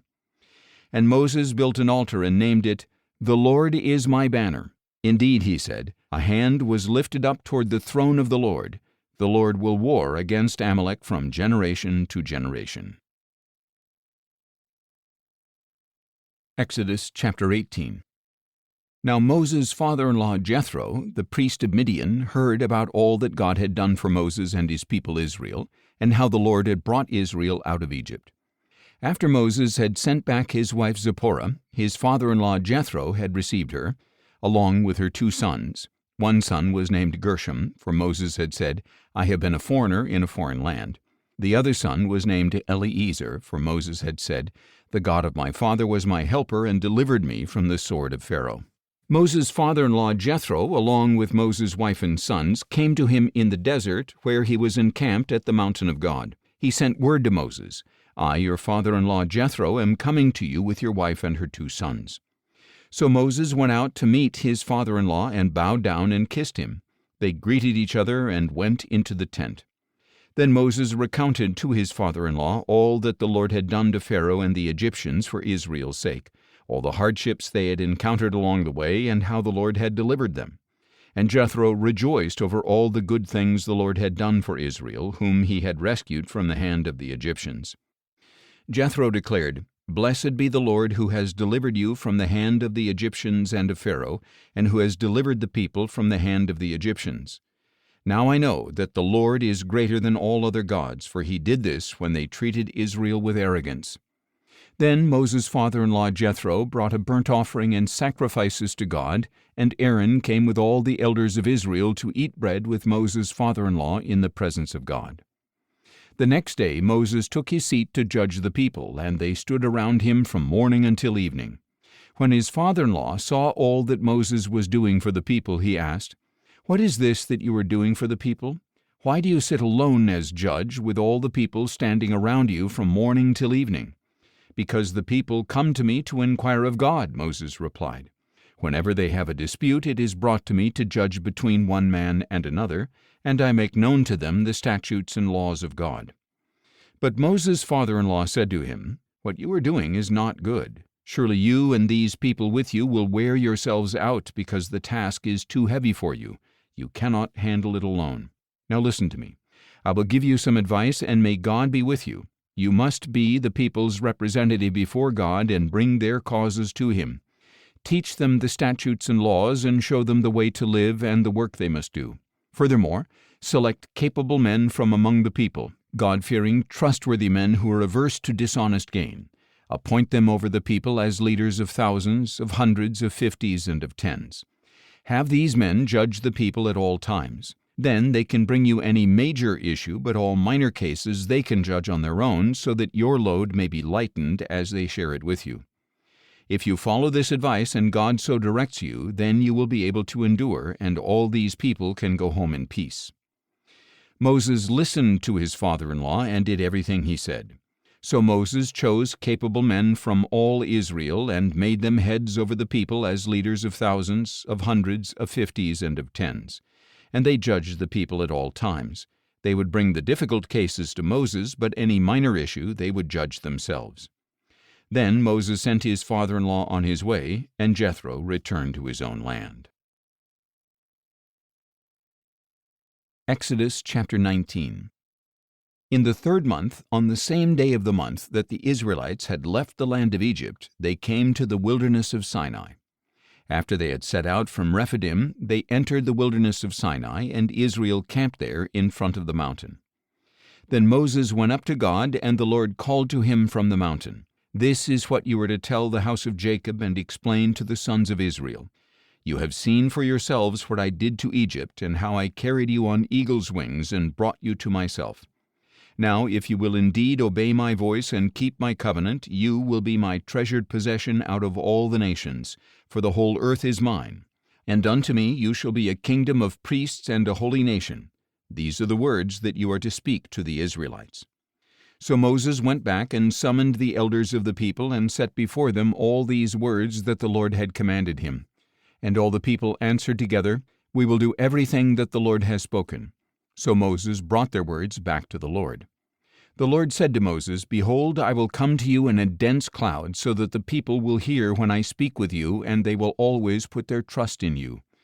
And Moses relayed to the Lord what the people had said. Then the Lord said to Moses, Go to the people and consecrate them today and tomorrow. They must wash their clothes and be prepared by the third day, for on the third day the Lord will come down on Mount Sinai in the sight of all the people. And you are to set up a boundary for the people around the mountain and tell them, Be careful not to go up on the mountain or touch its base. Whoever touches the mountain shall surely be put to death. No hand shall touch him, but he shall surely be stoned or shot with arrows, whether man or beast, he must not live. Only when the ram's horn sounds a long blast may they approach the mountain. When Moses came down from the mountain to the people, he consecrated them, and they washed their clothes. Be prepared for the third day, he said to the people, do not draw near to a woman. On the third day, when morning came, there was thunder and lightning. A thick cloud was upon the mountain, and a very loud blast of the ram's horn went out, so that all the people in the camp trembled. Then Moses brought the people out of the camp to meet with God, and they stood at the foot of the mountain. Mount Sinai was completely enveloped in smoke, because the Lord had descended on it in fire. And the smoke rose like the smoke of a furnace, and the whole mountain quaked violently. And as the sound of the ram's horn grew louder and louder, Moses spoke, and God answered him in the thunder. The Lord descended to the top of Mount Sinai and called Moses to the summit. So Moses went up. And the Lord said to him, Go down and warn the people not to break through to see the Lord, lest many of them perish. Even the priests who approach the Lord must consecrate themselves, or the Lord will break out against them. But Moses said to the Lord, The people cannot come up Mount Sinai, for you solemnly warned us, Put a boundary around the mountain and set it apart as holy. And the Lord replied, Go down and bring Aaron with you, but the priests and the people must not break through to come up to the Lord, or he will break out against them. So Moses went down to the people and spoke to them. Exodus chapter 20. And God spoke all these words, I am the Lord your God, who brought you out of the land of Egypt, out of the house of slavery. You shall have no other gods before me. You shall not make for yourself an idol in the form of anything in the heavens above, on the earth below, or in the waters beneath. You shall not bow down to them or worship them. For I, the Lord your God, am a jealous God, visiting the iniquity of the fathers on their children to the third and fourth generations of those who hate me, but showing loving devotion to 1,000 generations of those who love me and keep my commandments. You shall not take the name of the Lord your God in vain, for the Lord will not leave anyone unpunished who takes his name in vain. Remember the Sabbath day by keeping it holy. 6 days you shall labor and do all your work, but the seventh day is a Sabbath to the Lord your God, on which you must not do any work, neither you, nor your son or daughter, nor your manservant or maidservant or livestock, nor the foreigner within your gates. For in 6 days the Lord made the heavens and the earth and the sea and all that is in them, but on the seventh day he rested. Therefore the Lord blessed the Sabbath day and set it apart as holy. Honor your father and mother, so that your days may be long in the land that the Lord your God is giving you. You shall not murder. You shall not commit adultery. You shall not steal. You shall not bear false witness against your neighbor. You shall not covet your neighbor's house. You shall not covet your neighbor's wife, or his manservant or maidservant, or his ox or donkey, or anything that belongs to your neighbor. When all the people witnessed the thunder and lightning, the sounding of the ram's horn, and the mountain enveloped in smoke, they trembled and stood at a distance. Speak to us yourself, and we will listen, they said to Moses, but do not let God speak to us, or we will die. Do not be afraid, Moses replied, for God has come to test you, so that the fear of him may be before you to keep you from sinning. And the people stood at a distance as Moses approached the thick darkness where God was. Then the Lord said to Moses, This is what you are to tell the Israelites. You have seen for yourselves that I have spoken to you from heaven. You are not to make any gods alongside me. You are not to make for yourselves gods of silver or gold. You are to make for me an altar of earth and sacrifice on it your burnt offerings and peace offerings, your sheep and goats and cattle. In every place where I cause my name to be remembered, I will come to you and bless you. Now if you make an altar of stones for me, you must not build it with stones shaped by tools, for if you use a chisel on it, you will defile it. And you must not go up to my altar on steps, lest your nakedness be exposed on it. Exodus chapter 21. These are the ordinances that you are to set before them. If you buy a Hebrew servant, he is to serve you for 6 years, but in the 7th year he shall go free without paying anything. If he arrived alone, he is to leave alone. If he arrived with a wife, she is to leave with him. If his master gives him a wife and she bears him sons or daughters, the woman and her children shall belong to her master, and only the man shall go free. But if the servant declares, I love my master and my wife and children, I do not want to go free, then his master is to bring him before the judges, and he shall take him to the door or doorpost and pierce his ear with an awl. Then he shall serve his master for life. And if a man sells his daughter as a servant, she is not to go free as the men servants do. If she is displeasing in the eyes of her master, who had designated her for himself, he must allow her to be redeemed. He has no right to sell her to foreigners, since he has broken faith with her. And if he chooses her for his son, he must deal with her as with a daughter. If he takes another wife, he must not reduce the food, clothing, or marital rights of his first wife. If, however, he does not provide her with these 3 things, she is free to go without monetary payment. Whoever strikes and kills a man must surely be put to death. If, however, he did not lie in wait, but God allowed it to happen, then I will appoint for you a place where he may flee. But if a man schemes and acts willfully against his neighbor to kill him, you must take him away from my altar to be put to death. Whoever strikes his father or mother must surely be put to death. Whoever kidnaps another man must be put to death, whether he sells him or the man is found in his possession.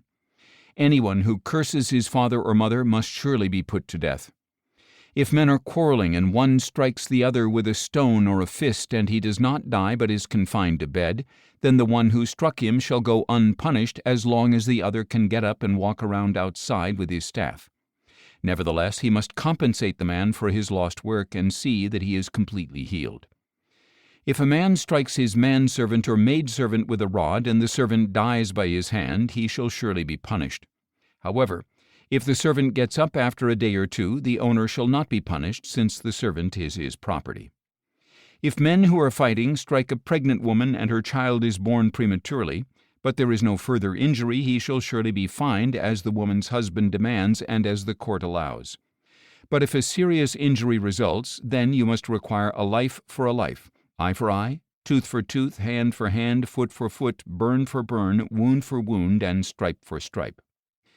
If a man strikes and blinds the eye of his manservant or maidservant, he must let the servant go free as compensation for the eye. And if he knocks out the tooth of his manservant or maidservant, he must let the servant go free as compensation for the tooth.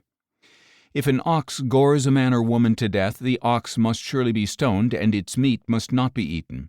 But the owner of the ox shall not be held responsible. But if the ox has a habit of goring, and its owner has been warned yet does not restrain it, and it kills a man or woman, then the ox must be stoned, and its owner must also be put to death. If payment is demanded of him instead, he may redeem his life by paying the full amount demanded of him. If the ox gores a son or a daughter, it shall be done to him according to the same rule. If the ox gores a manservant or maidservant, the owner must pay 30 shekels of silver to the master of that servant, and the ox must be stoned. If a man opens or digs a pit and fails to cover it, and an ox or a donkey falls into it, the owner of the pit shall make restitution. He must pay its owner, and the dead animal will be his. If a man's ox injures his neighbor's ox and it dies, they must sell the live one and divide the proceeds. They also must divide the dead animal. But if it was known that the ox had a habit of goring, yet its owner failed to restrain it, he shall pay full compensation, ox for ox, and the dead animal will be his. Exodus chapter 22. If a man steals an ox or a sheep and slaughters or sells it, he must repay 5 oxen for an ox and 4 sheep for a sheep.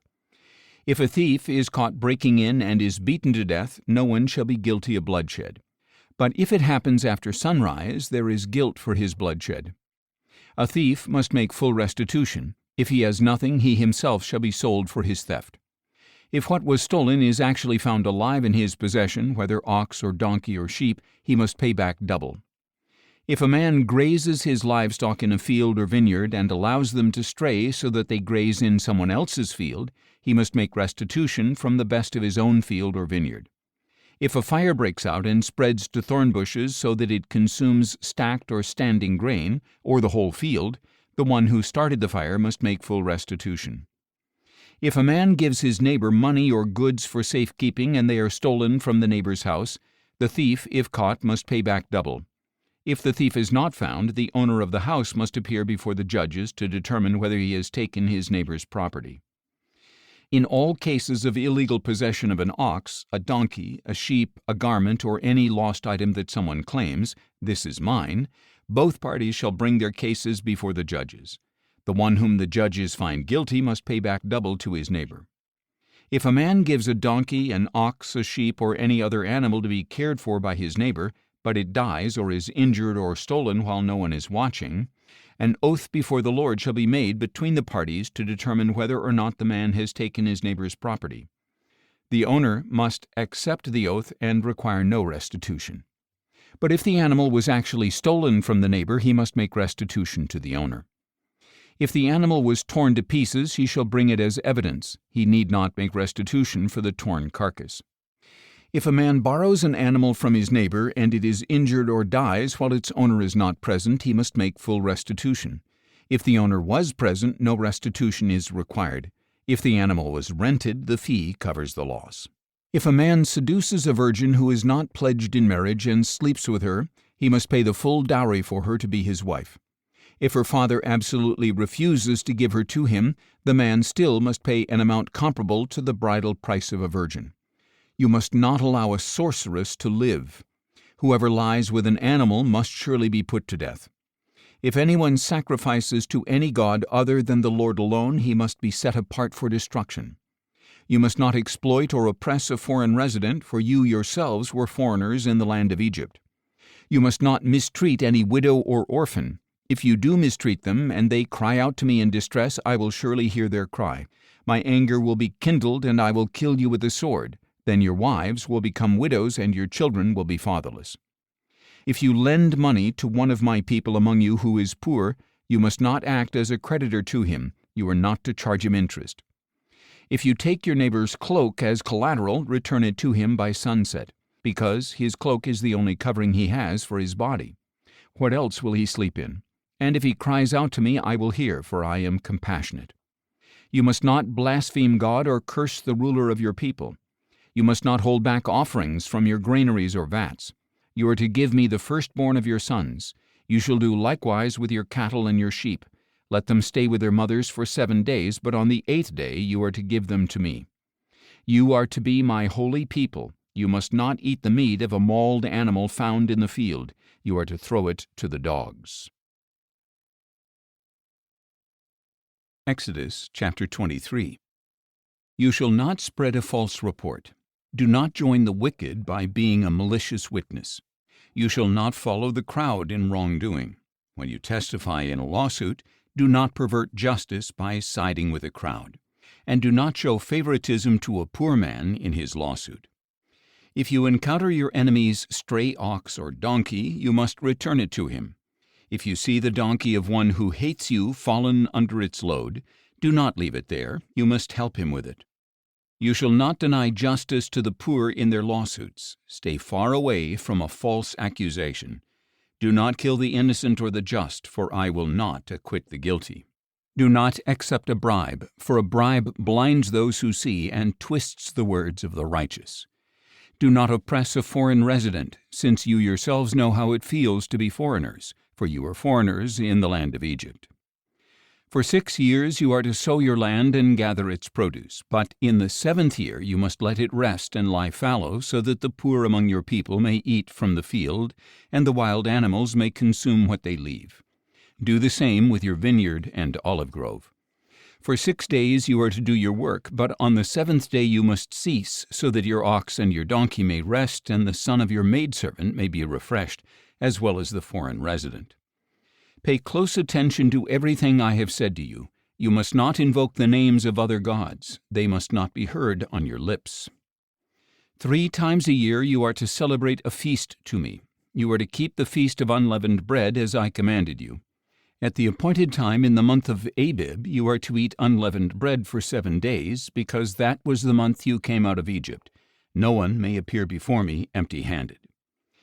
You are also to keep the feast of harvest with the first fruits of the produce from what you sow in the field, and keep the feast of ingathering at the end of the year, when you gather your produce from the field.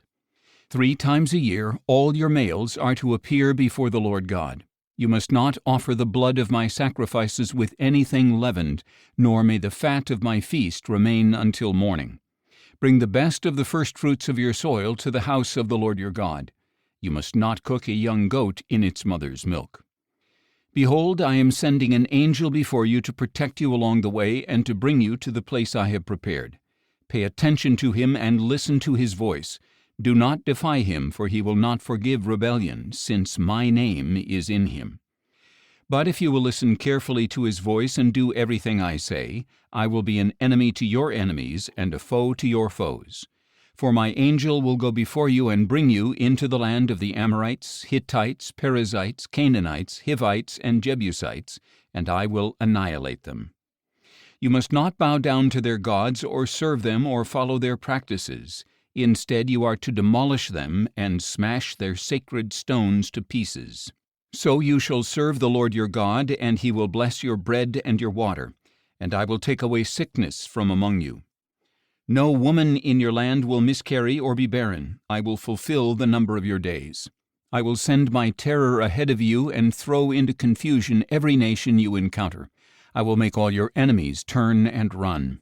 I will send the hornet before you to drive the Hivites and Canaanites and Hittites out of your way. I will not drive them out before you in a single year, otherwise the land would become desolate and wild animals would multiply against you. Little by little I will drive them out ahead of you until you become fruitful and possess the land. And I will establish your borders from the Red Sea to the Sea of the Philistines and from the desert to the Euphrates. For I will deliver the inhabitants into your hand, and you will drive them out before you. You shall make no covenant with them or with their gods. They must not remain in your land, lest they cause you to sin against me. For if you serve their gods, it will surely be a snare to you. Exodus chapter 24. Then the Lord said to Moses, Come up to the Lord, you and Aaron, Nadab and Abihu, and 70 of Israel's elders, and you are to worship at a distance. Moses alone shall approach the Lord, but the others must not come near, and the people may not go up with him. When Moses came and told the people all the words and ordinances of the Lord, they all responded with one voice, All the words that the Lord has spoken we will do. And Moses wrote down all the words of the Lord. Early the next morning he got up and built an altar at the base of the mountain, along with 12 pillars for the 12 tribes of Israel. Then he sent out some young men of Israel, and they offered burnt offerings and sacrificed young bulls as peace offerings to the Lord. Moses took half of the blood and put it in bowls, and the other half he sprinkled on the altar. Then he took the book of the covenant and read it to the people, who replied, All that the Lord has spoken we will do, and we will be obedient. So Moses took the blood, sprinkled it on the people, and said, This is the blood of the covenant that the Lord has made with you in accordance with all these words. Then Moses went up with Aaron, Nadab and Abihu, and 70 of the elders of Israel, and they saw the God of Israel. Under his feet was a work like a pavement made of sapphire, as clear as the sky itself. But God did not lay his hand on the nobles of Israel. They saw him, and they ate and drank. Then the Lord said to Moses, Come up to me on the mountain and stay here, so that I may give you the tablets of stone with the law and commandments I have written for their instruction. So Moses set out with Joshua his attendant and went up on the mountain of God. And he said to the elders, Wait here for us until we return to you. Aaron and Hur are here with you. Whoever has a dispute can go to them. When Moses went up on the mountain, the cloud covered it, and the glory of the Lord settled on Mount Sinai. For 6 days the cloud covered it, and on the 7th day the Lord called to Moses from within the cloud. And the sight of the glory of the Lord was like a consuming fire on the mountaintop in the eyes of the Israelites. Moses entered the cloud as he went up on the mountain, and he remained on the mountain 40 days and 40 nights. Exodus chapter 25. Then the Lord said to Moses, Tell the Israelites to bring me an offering. You are to receive my offering from every man whose heart compels him. This is the offering you are to accept from them.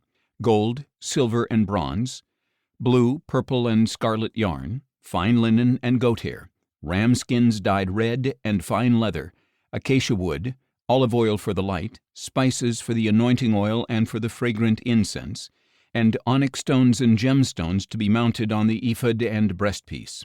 And they are to make a sanctuary for me, so that I may dwell among them. You must make the tabernacle and design all its furnishings according to the pattern I show you. And they are to construct an ark of acacia wood, 2.5 cubits long, 1.5 cubits wide, and 1.5 cubits high. Overlay it with pure gold both inside and out, and make a gold molding around it. Cast 4 gold rings for it, and fasten them to its 4 feet, 2 rings on one side and 2 on the other. And make poles of acacia wood, and overlay them with gold. Insert the poles into the rings on the sides of the ark in order to carry it. The poles are to remain in the rings of the ark, they must not be removed. And place inside the ark the testimony which I will give you. And you are to construct a mercy seat of pure gold, 2.5 cubits long and 1.5 cubits wide. Make 2 cherubim of hammered gold at the ends of the mercy seat, 1 cherub on one end and 1 on the other, all made from 1 piece of gold. And the cherubim are to have wings that spread upward, overshadowing the mercy seat. The cherubim are to face each other, looking toward the mercy seat. Set the mercy seat atop the ark, and put the testimony that I will give you into the ark. And I will meet with you there above the mercy seat between the 2 cherubim that are over the ark of the testimony. I will speak with you about all that I command you regarding the Israelites. You are also to make a table of acacia wood 2 cubits long, 1 cubit wide, and 1.5 cubits high.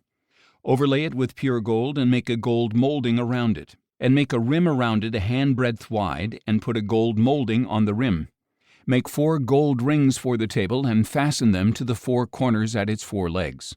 The rings are to be close to the rim, to serve as holders for the poles used to carry the table.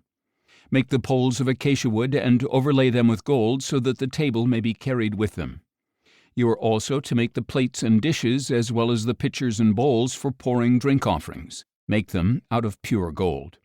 And place the bread of the presence on the table before me at all times. Then you are to make a lampstand of pure hammered gold. It shall be made of 1 piece, including its base and shaft, its cups, and its buds and petals. 6 branches are to extend from the sides of the lampstand, 3 on one side and 3 on the other. There are to be 3 cups shaped like almond blossoms on the first branch, each with buds and petals, 3 on the next branch, and the same for all 6 branches that extend from the lampstand. And on the lampstand there shall be 4 cups shaped like almond blossoms with buds and petals.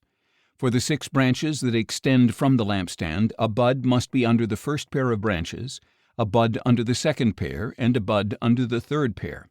The buds and branches are to be all of 1 piece with the lampstand, hammered out of pure gold.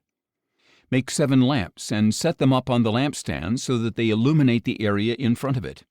The wick trimmers and their trays must be of pure gold. The lampstand and all these utensils shall be made from a talent of pure gold. See to it that you make everything according to the pattern shown you on the mountain. Exodus chapter 26.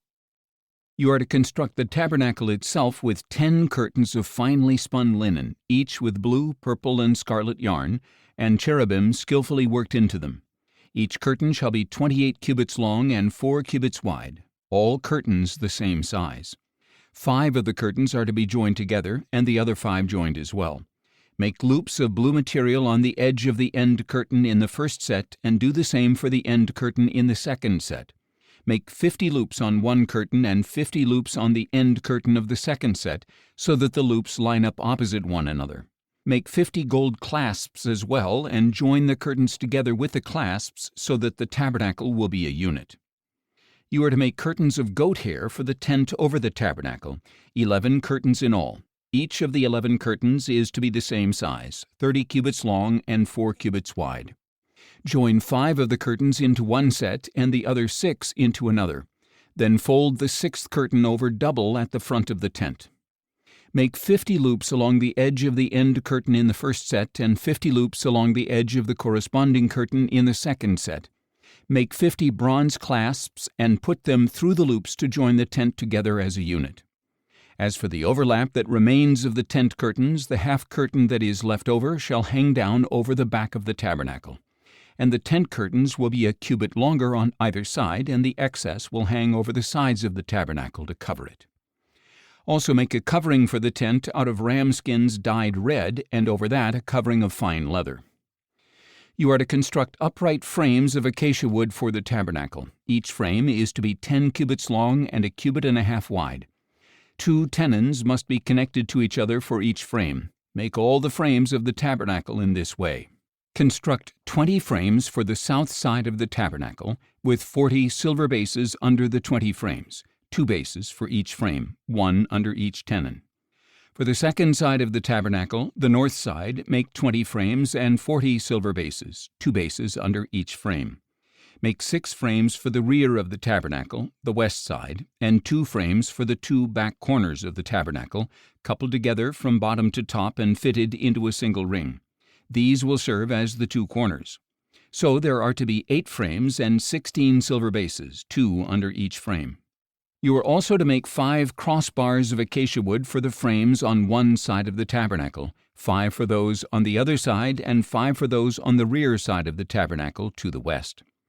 The central crossbar in the middle of the frames shall extend from one end to the other. Overlay the frames with gold and make gold rings to hold the crossbars. Also overlay the crossbars with gold. So you are to set up the tabernacle according to the pattern shown you on the mountain. Make a veil of blue, purple, and scarlet yarn and finely spun linen with cherubim skillfully worked into it. Hang it with gold hooks on 4 posts of acacia wood overlaid with gold and standing on 4 silver bases. And hang the veil from the clasps and place the ark of the testimony behind the veil. So the veil will separate the holy place from the most holy place. Put the mercy seat on the ark of the testimony in the most holy place, and place the table outside the veil on the north side of the tabernacle, and put the lampstand opposite the table on the south side. For the entrance to the tent you are to make a curtain embroidered with blue, purple, and scarlet yarn and finely spun linen. Make 5 posts of acacia wood for the curtain, overlay them with gold hooks, and cast 5 bronze bases for them. Exodus chapter 27. You are to build an altar of acacia wood. The altar must be square, 5 cubits long, 5 cubits wide, and 3 cubits high. Make a horn on each of its 4 corners, so that the horns are of one piece, and overlay it with bronze. Make all its utensils of bronze, its pots for removing ashes, its shovels, its sprinkling bowls, its meat forks, and its fire pans. Construct for it a grate of bronze mesh, and make a bronze ring at each of the 4 corners of the mesh. Set the grate beneath the ledge of the altar so that the mesh comes halfway up the altar. Additionally, make poles of acacia wood for the altar and overlay them with bronze. The poles are to be inserted into the rings so that the poles are on 2 sides of the altar when it is carried. Construct the altar with boards so that it is hollow. It is to be made just as you were shown on the mountain. You are also to make a courtyard for the tabernacle. On the south side of the courtyard make curtains of finely spun linen, 100 cubits long on one side, with 20 posts and 20 bronze bases and silver hooks and bands on the posts. Likewise, there are to be curtains on the north side, 100 cubits long, with 20 posts and 20 bronze bases, and with silver hooks and bands on the posts. The curtains on the west side of the courtyard shall be 50 cubits wide, with 10 posts and 10 bases. The east side of the courtyard toward the sunrise is to be 50 cubits wide. Make the curtains on one side 15 cubits long with 3 posts and 3 bases, and the curtains on the other side 15 cubits long with 3 posts and 3 bases.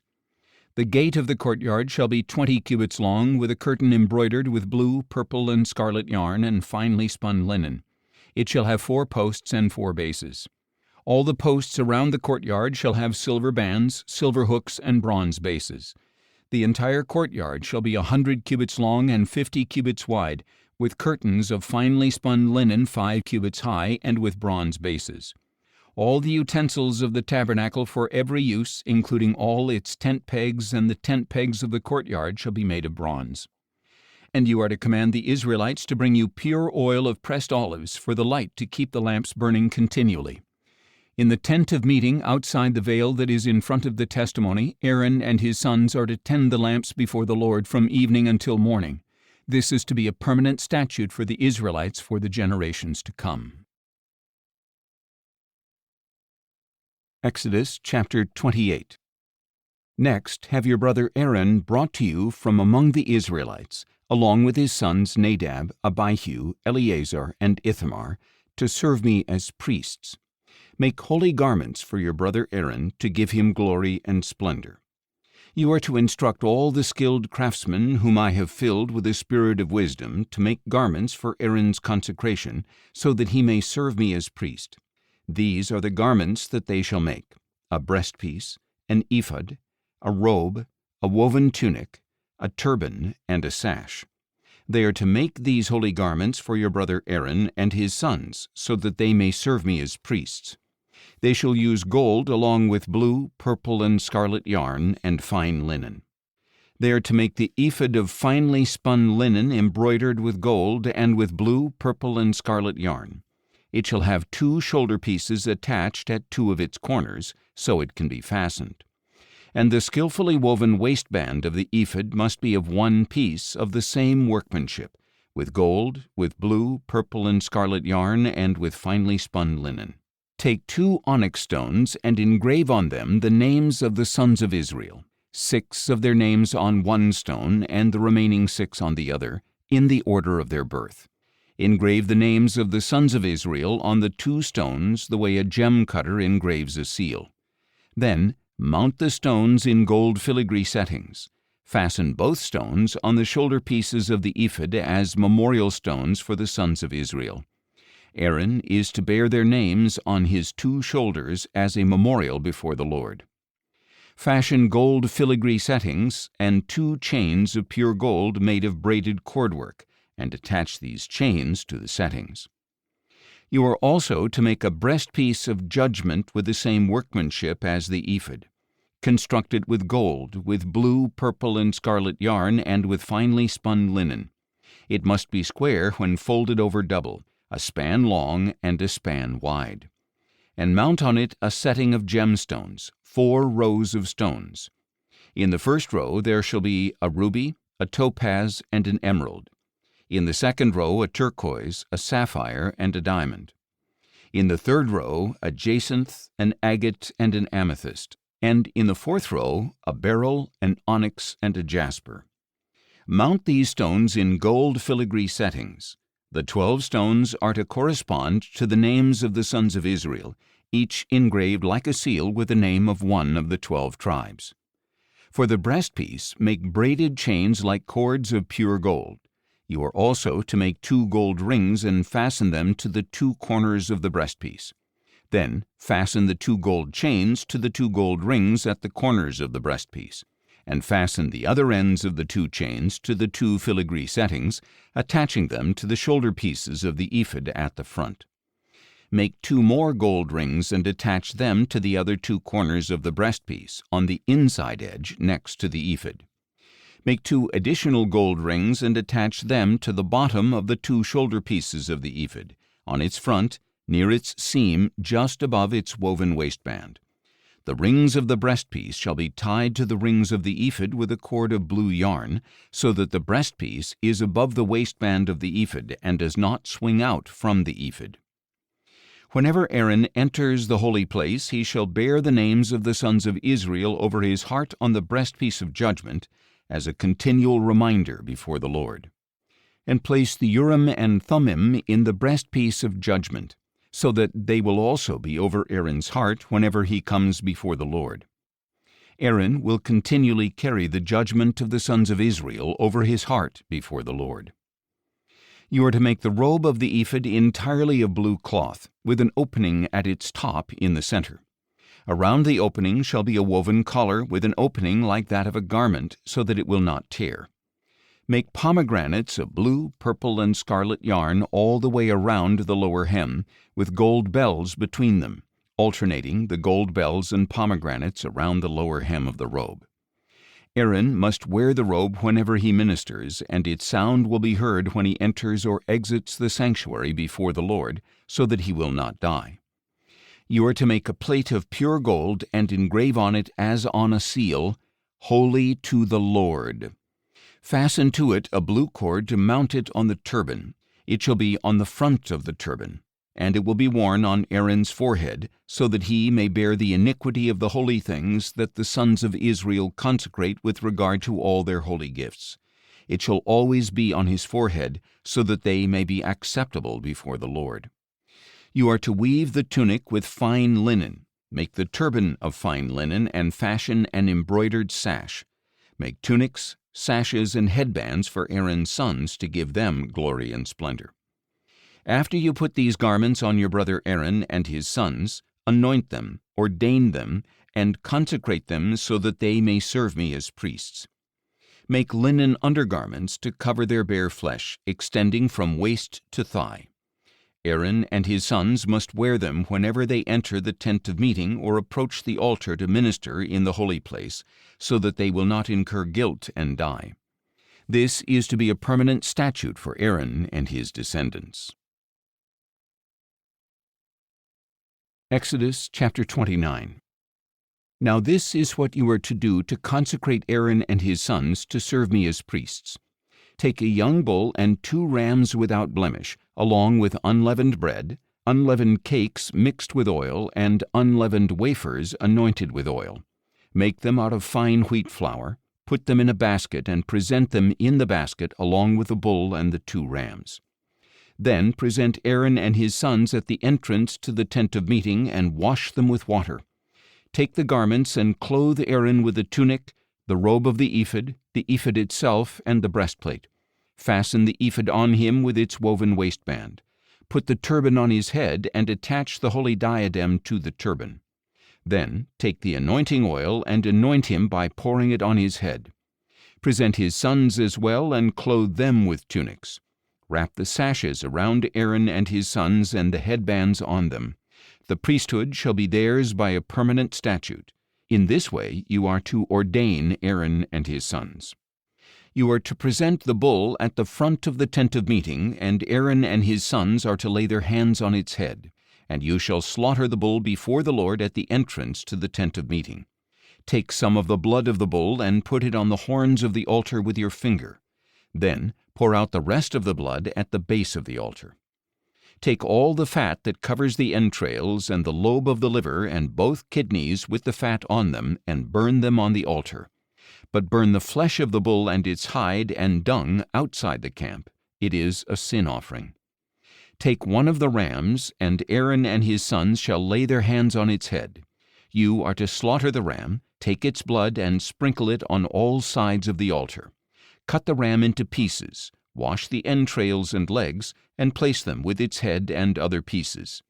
Then burn the entire ram on the altar. It is a burnt offering to the Lord, a pleasing aroma, an offering made by fire to the Lord. Take the second ram, and Aaron and his sons are to lay their hands on its head. Slaughter the ram, take some of its blood, and put it on the right earlobes of Aaron and his sons, on the thumbs of their right hands, and on the big toes of their right feet. Sprinkle the remaining blood on all sides of the altar. And take some of the blood on the altar and some of the anointing oil, and sprinkle it on Aaron and his garments, as well as on his sons and their garments.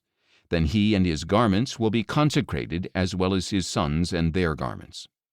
Take the fat from the ram, the fat tail, the fat covering the entrails, the lobe of the liver, both kidneys with the fat on them, and the right thigh, since this is a ram for ordination, along with 1 loaf of bread, 1 cake of bread made with oil, and 1 wafer from the basket of unleavened bread that is before the Lord. Put all these in the hands of Aaron and his sons, and wave them before the Lord as a wave offering. Then take them from their hands and burn them on the altar atop the burnt offering as a pleasing aroma before the Lord. It is an offering made by fire to the Lord. Take the breast of the ram of Aaron's ordination and wave it before the Lord as a wave offering, and it will be your portion. Consecrate for Aaron and his sons the breast of the wave offering that is waved, and the thigh of the heave offering that is lifted up from the ram of ordination. This will belong to Aaron and his sons as a regular portion from the Israelites, for it is the heave offering the Israelites will make to the Lord from their peace offerings. The holy garments that belong to Aaron will belong to his sons after him, so they can be anointed and ordained in them. The son who succeeds him as priest and enters the tent of meeting to minister in the holy place must wear them for 7 days. You are to take the ram of ordination and boil its flesh in a holy place. At the entrance to the tent of meeting, Aaron and his sons are to eat the meat of the ram and the bread that is in the basket. They must eat those things by which atonement was made for their ordination and consecration. But no outsider may eat them, because these things are sacred. And if any of the meat of ordination or any bread is left until the morning, you are to burn up the remainder. It must not be eaten, because it is sacred. This is what you are to do for Aaron and his sons, based on all that I have commanded you, taking 7 days to ordain them. Sacrifice a bull as a sin offering each day for atonement. Purify the altar by making atonement for it, and anoint it to consecrate it. For 7 days you shall make atonement for the altar and consecrate it. Then the altar will become most holy. Whatever touches the altar will be holy. This is what you are to offer regularly on the altar, each day: 2 lambs that are a year old. Offer 1 lamb in the morning and the other at twilight. With the first lamb, offer 1/10 of an ephah of fine flour mixed with 1/4 hin of oil from pressed olives, and a drink offering of 1/4 hin of wine. And offer the second lamb at twilight with the same grain offering and drink offering as in the morning, as a pleasing aroma, an offering made by fire to the Lord. For the generations to come, this burnt offering shall be made regularly at the entrance to the tent of meeting before the Lord, where I will meet you to speak with you. I will also meet with the Israelites there, and that place will be consecrated by my glory. So I will consecrate the tent of meeting and the altar, and I will consecrate Aaron and his sons to serve me as priests.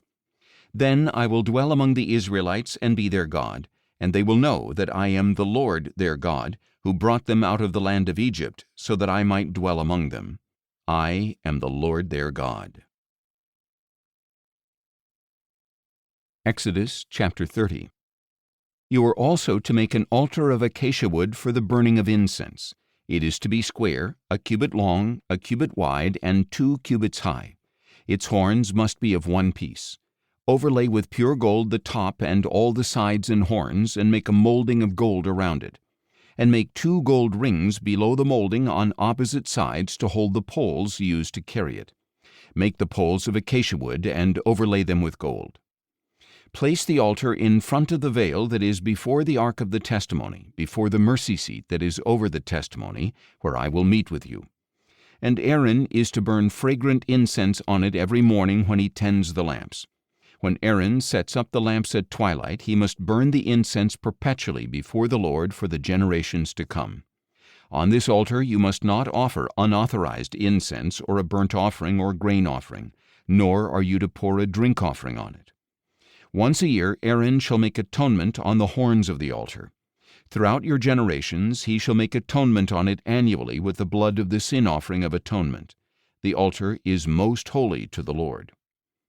Then the Lord said to Moses, When you take a census of the Israelites to number them, each man must pay the Lord a ransom for his life when he is counted.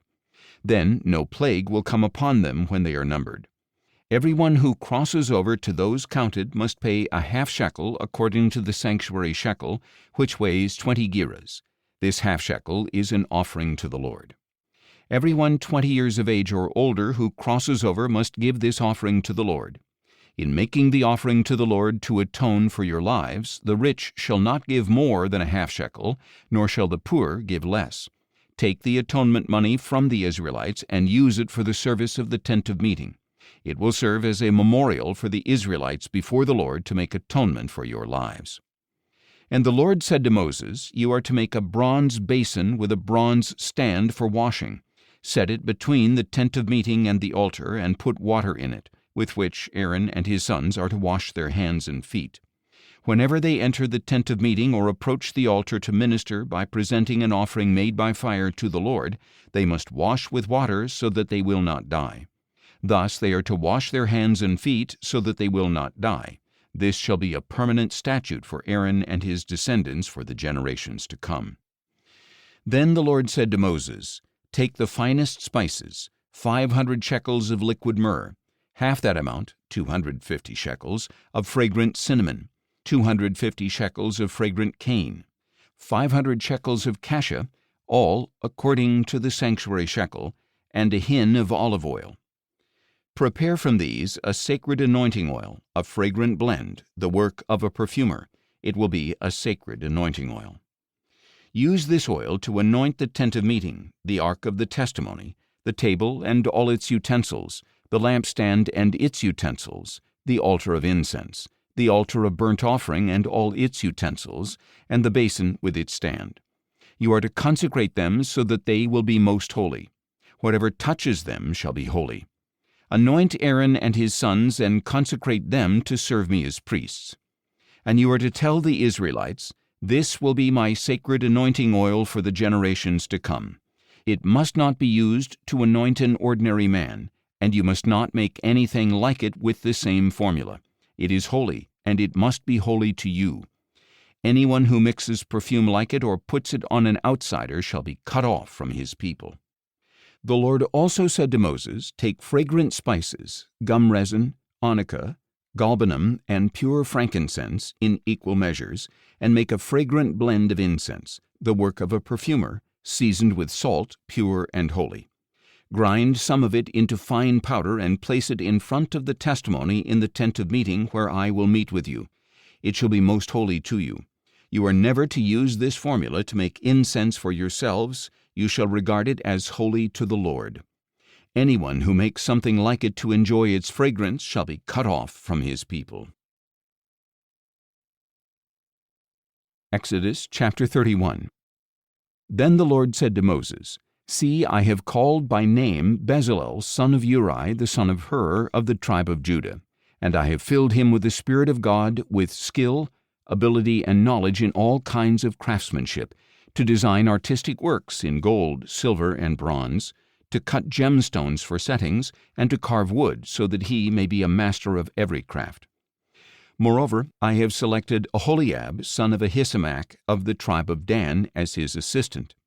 I have also given skill to all the craftsmen, that they may fashion all that I have commanded you, the tent of meeting, the ark of the testimony, and the mercy seat upon it, and all the other furnishings of the tent, the table with its utensils, the pure gold lampstand with all its utensils, the altar of incense, the altar of burnt offering with all its utensils, and the basin with its stand, as well as the woven garments, both the holy garments for Aaron the priest and the garments for his sons to serve as priests, in addition to the anointing oil and fragrant incense for the holy place.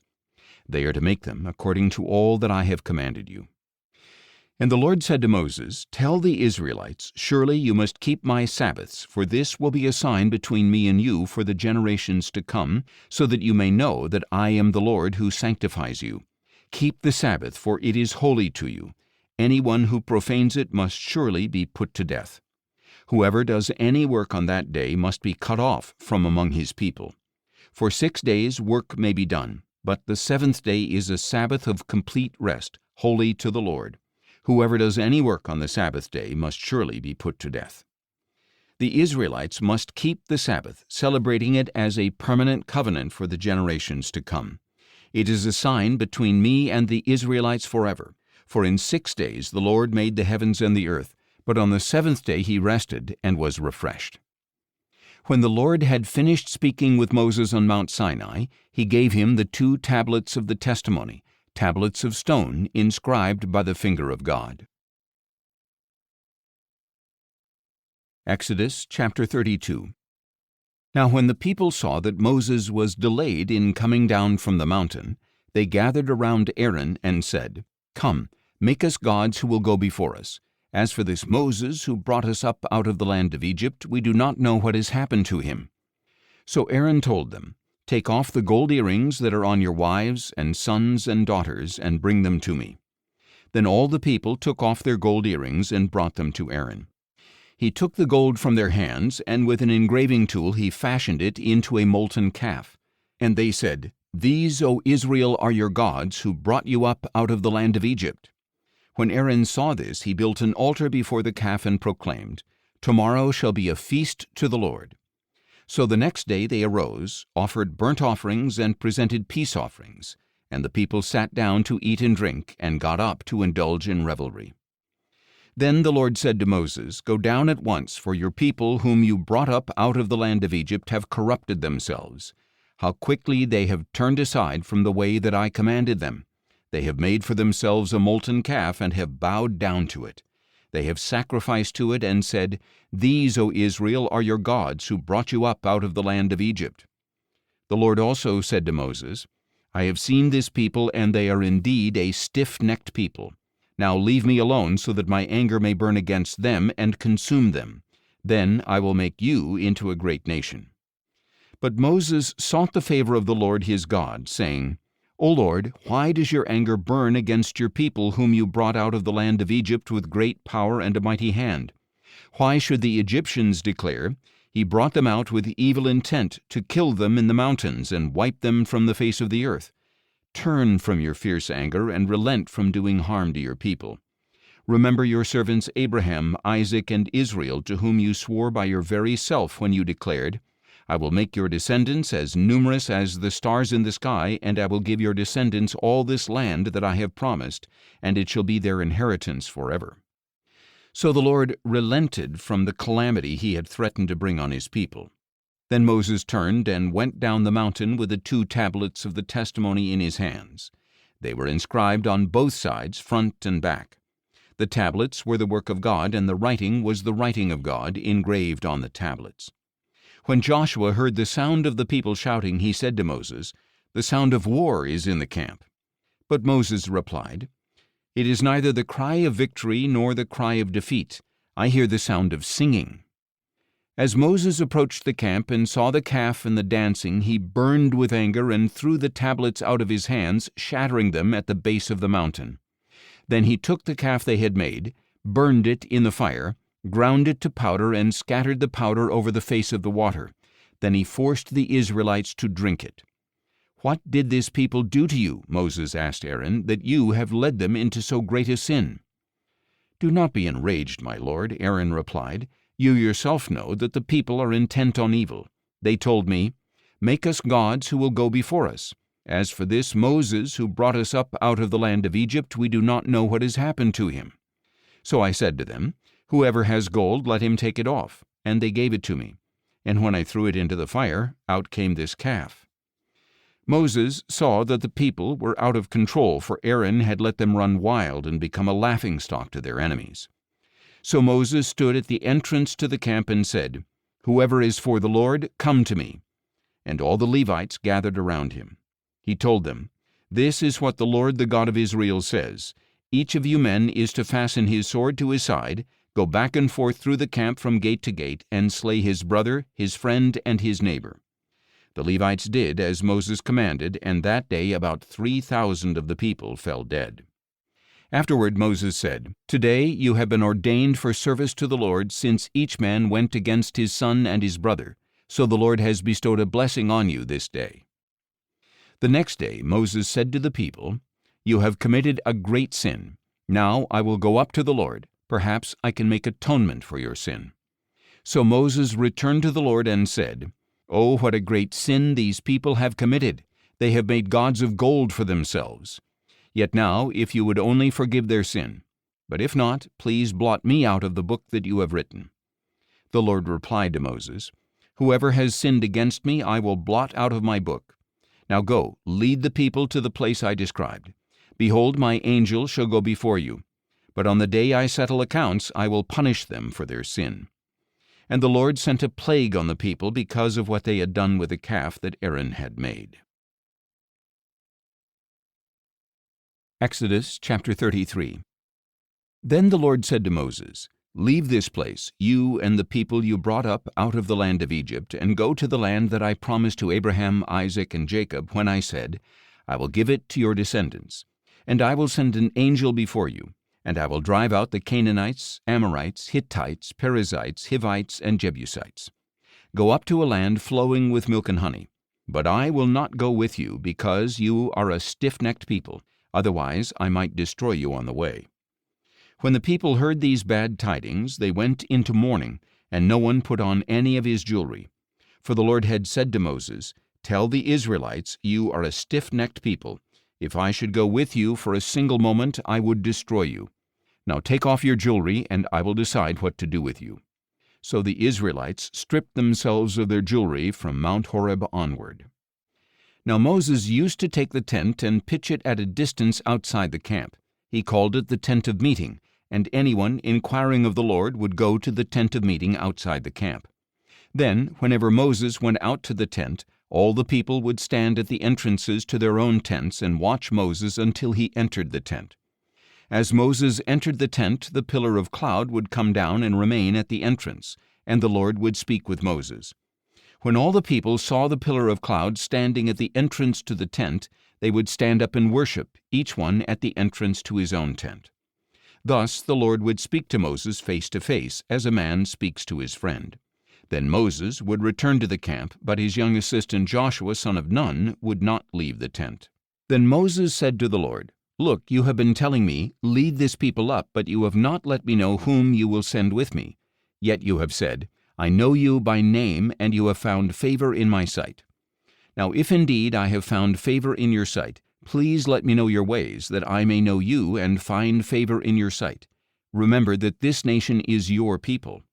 And the Lord answered, "My presence will go with you, and I will give you rest." "If your presence does not go with us," Moses replied, "do not lead us up from here. For how then can it be known that your people and I have found favor in your sight unless you go with us? How else will we be distinguished from all the other people on the face of the earth?" So the Lord said to Moses, "I will do this very thing you have asked, for you have found favor in my sight, and I know you by name." Then Moses said, "Please show me your glory." "I will cause all my goodness to pass before you," the Lord replied, "and I will proclaim my name, the Lord, in your presence. I will have mercy on whom I have mercy, and I will have compassion on whom I have compassion." But he added, "You cannot see my face, for no one can see me and live." The Lord continued, "There is a place near me where you are to stand upon a rock, and when my glory passes by, I will put you in a cleft of the rock and cover you with my hand until I have passed by. Then I will take my hand away, and you will see my back, but my face must not be seen."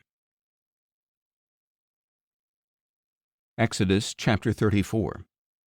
Then the Lord said to Moses, "Chisel out 2 stone tablets like the originals, and I will write on them the words that were on the first tablets which you broke. Be ready in the morning, and come up on Mount Sinai to present yourself before me on the mountaintop. No one may go up with you. In fact, no one may be seen anywhere on the mountain. Not even the flocks or herds may graze in front of the mountain." So Moses chiseled out 2 stone tablets like the originals. He rose early in the morning, and taking the 2 stone tablets in his hands, he went up Mount Sinai as the Lord had commanded him. And the Lord descended in a cloud, stood with him there, and proclaimed his name, the Lord.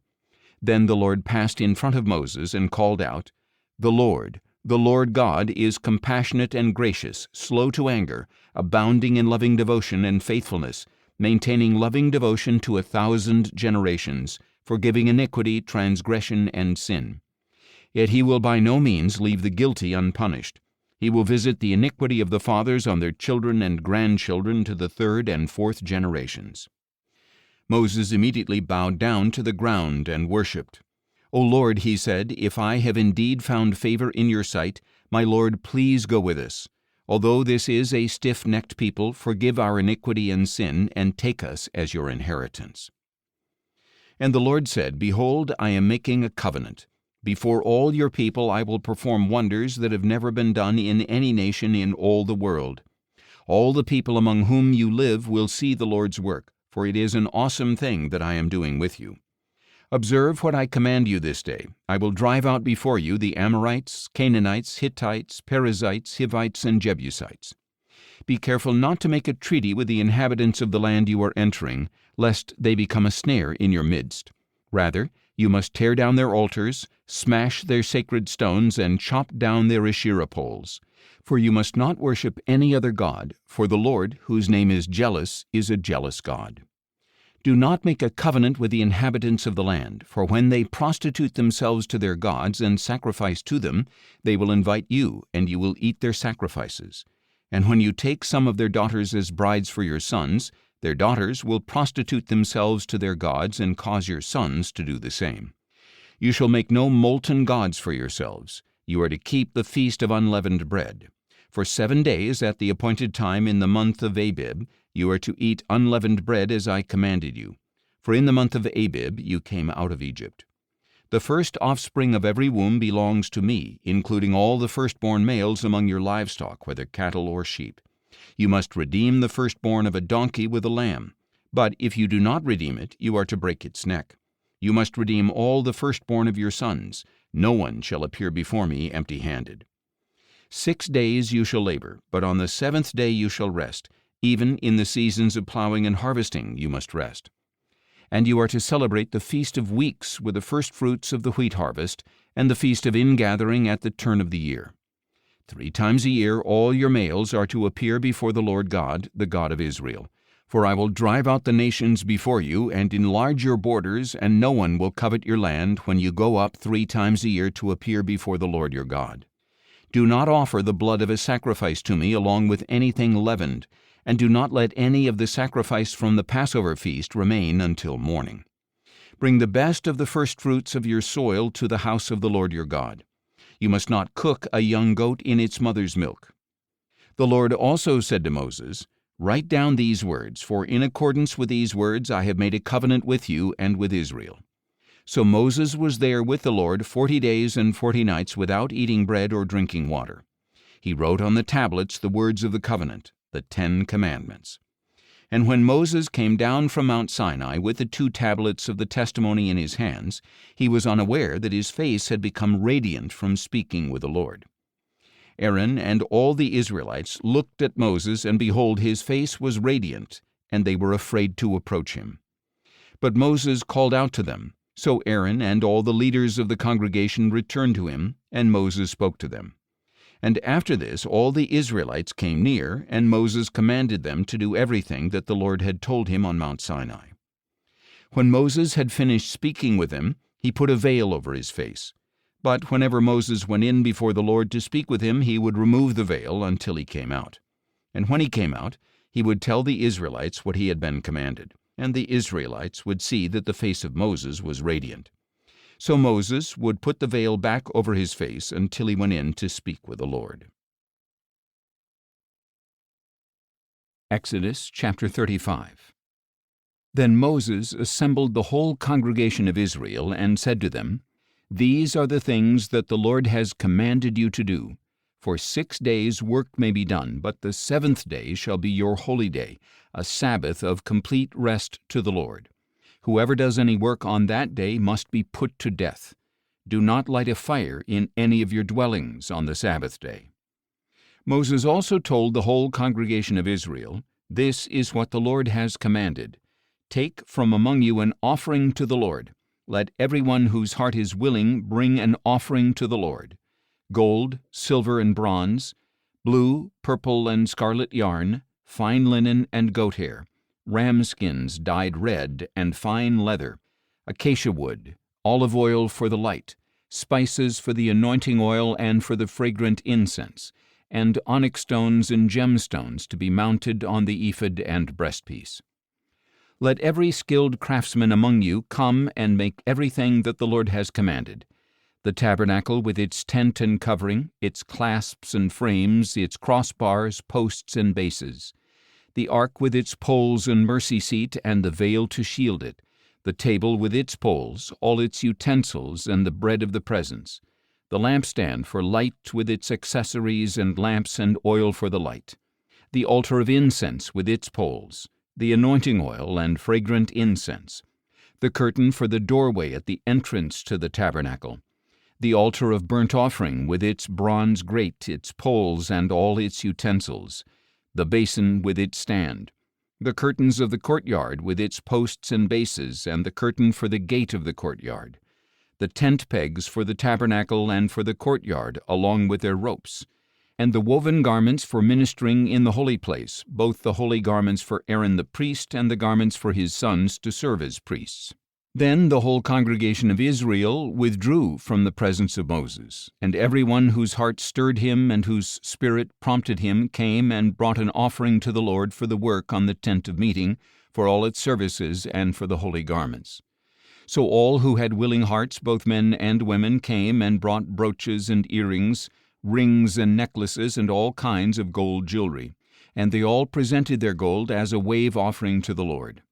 Everyone who had blue, purple, or scarlet yarn, or fine linen, goat hair, ram skins dyed red, or articles of fine leather, brought them. And all who could present an offering of silver or bronze brought it as a contribution to the Lord. Also everyone who had acacia wood for any part of the service brought it. Every skilled woman spun with her hands and brought what she had spun, blue, purple, or scarlet yarn, or fine linen. And all the skilled women whose hearts were stirred spun the goat hair. The leaders brought onyx stones and gemstones to mount on the ephod and breastpiece, as well as spices and olive oil for the light, for the anointing oil, and for the fragrant incense. So all the men and women of the Israelites whose hearts prompted them brought a freewill offering to the Lord for all the work that the Lord through Moses had commanded them to do. Then Moses said to the Israelites, "See, the Lord has called by name Bezalel son of Uri, the son of Hur of the tribe of Judah, and he has filled him with the Spirit of God, with skill, ability, and knowledge in all kinds of craftsmanship, to design artistic works in gold, silver, and bronze, to cut gemstones for settings, and to carve wood, so that he may be a master of every artistic craft. And the Lord has given both him and Aholiab son of Ahisamach of the tribe of Dan the ability to teach others. He has filled them with skill to do all kinds of work as engravers, designers, embroiderers in blue, purple, and scarlet yarn and fine linen, and as weavers, as artistic designers of every kind of craft." Exodus chapter 36. So Bezalel, Aholiab, and every skilled person are to carry out everything commanded by the Lord, who has given them skill and ability to know how to perform all the work of constructing the sanctuary. Then Moses summoned Bezalel, Aholiab, and every skilled person whom the Lord had gifted, everyone whose heart stirred him to come and do the work. They received from Moses all the contributions that the Israelites had brought to carry out the service of constructing the sanctuary. Meanwhile, the people continued to bring freewill offerings morning after morning, so that all the skilled craftsmen who were doing all the work on the sanctuary left their work and said to Moses, "The people are bringing more than enough for doing the work the Lord has commanded us to do." After Moses had given an order, they sent a proclamation throughout the camp. No man or woman should make anything else as an offering for the sanctuary. So the people were restrained from bringing more, since what they already had was more than enough to perform all the work. All the skilled craftsmen among the workmen made the 10 curtains for the tabernacle. They were made of finely spun linen as well as blue, purple, and scarlet yarn, with cherubim skillfully worked into them. Each curtain was 28 cubits long and 4 cubits wide. All the curtains were the same size. And he joined 5 of the curtains together, and the other 5 he joined as well. He made loops of blue material on the edge of the end curtain in the first set, and also on the end curtain in the second set. He made 50 loops on one curtain, and 50 loops on the end curtain of the second set, so that the loops lined up opposite one another. He also made 50 gold clasps to join the curtains together, so that the tabernacle was a unit. He then made curtains of goat hair for the tent over the tabernacle, 11 curtains in all. Each of the 11 curtains was the same size, 30 cubits long and 4 cubits wide. He joined 5 of the curtains into one set and the other 6 into another. He made 50 loops along the edge of the end curtain in the first set, and 50 loops along the edge of the corresponding curtain in the second set. He also made 50 bronze clasps to join the tent together as a unit. Additionally, he made for the tent a covering of ram skins dyed red, and over that a covering of fine leather. Next, he constructed upright frames of acacia wood for the tabernacle. Each frame was 10 cubits long and 1.5 cubits wide. 2 tenons were connected to each other for each frame. He made all the frames of the tabernacle in this way. He constructed 20 frames for the south side of the tabernacle, with 40 silver bases to put under the 20 frames, 2 bases for each frame, 1 under each tenon. For the second side of the tabernacle, the north side, he made 20 frames and 40 silver bases, 2 bases under each frame. He made 6 frames for the rear of the tabernacle, the west side, and 2 frames for the 2 back corners of the tabernacle, coupled together from bottom to top and fitted into a single ring. He made both corners in this way. So there were 8 frames and 16 silver bases, 2 under each frame. He also made 5 crossbars of acacia wood for the frames on one side of the tabernacle, 5 for those on the other side, and 5 for those on the rear side of the tabernacle to the west. He made the central crossbar to run through the center of the frames from one end to the other. And he overlaid the frames with gold and made gold rings to hold the crossbars. He also overlaid the crossbars with gold. Next, he made a veil of blue, purple, and scarlet yarn and finely spun linen with cherubim skillfully worked into it.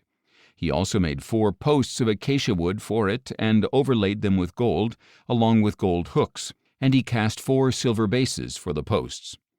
For the entrance to the tent he made a curtain embroidered with blue, purple, and scarlet yarn and finely spun linen, together with 5 posts and their hooks.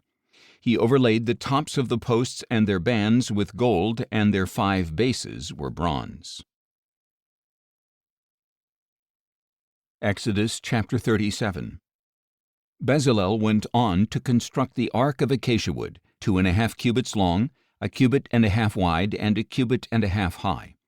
He overlaid it with pure gold, both inside and out, and made a gold molding around it. And he cast 4 gold rings for its 4 feet, 2 rings on one side and 2 on the other. Then he made poles of acacia wood and overlaid them with gold. He inserted the poles into the rings on the sides of the ark in order to carry it.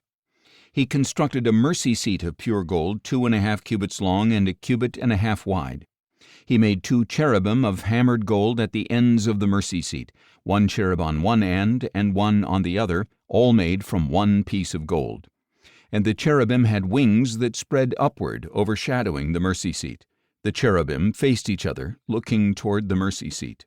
He also made the table of acacia wood 2 cubits long, 1 cubit wide, and 1.5 cubits high. He overlaid it with pure gold and made a gold molding around it. And he made a rim around it 1 handbreadth wide and put a gold molding on the rim.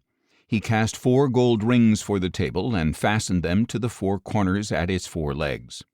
The rings were placed close to the rim to serve as holders for the poles used to carry the table.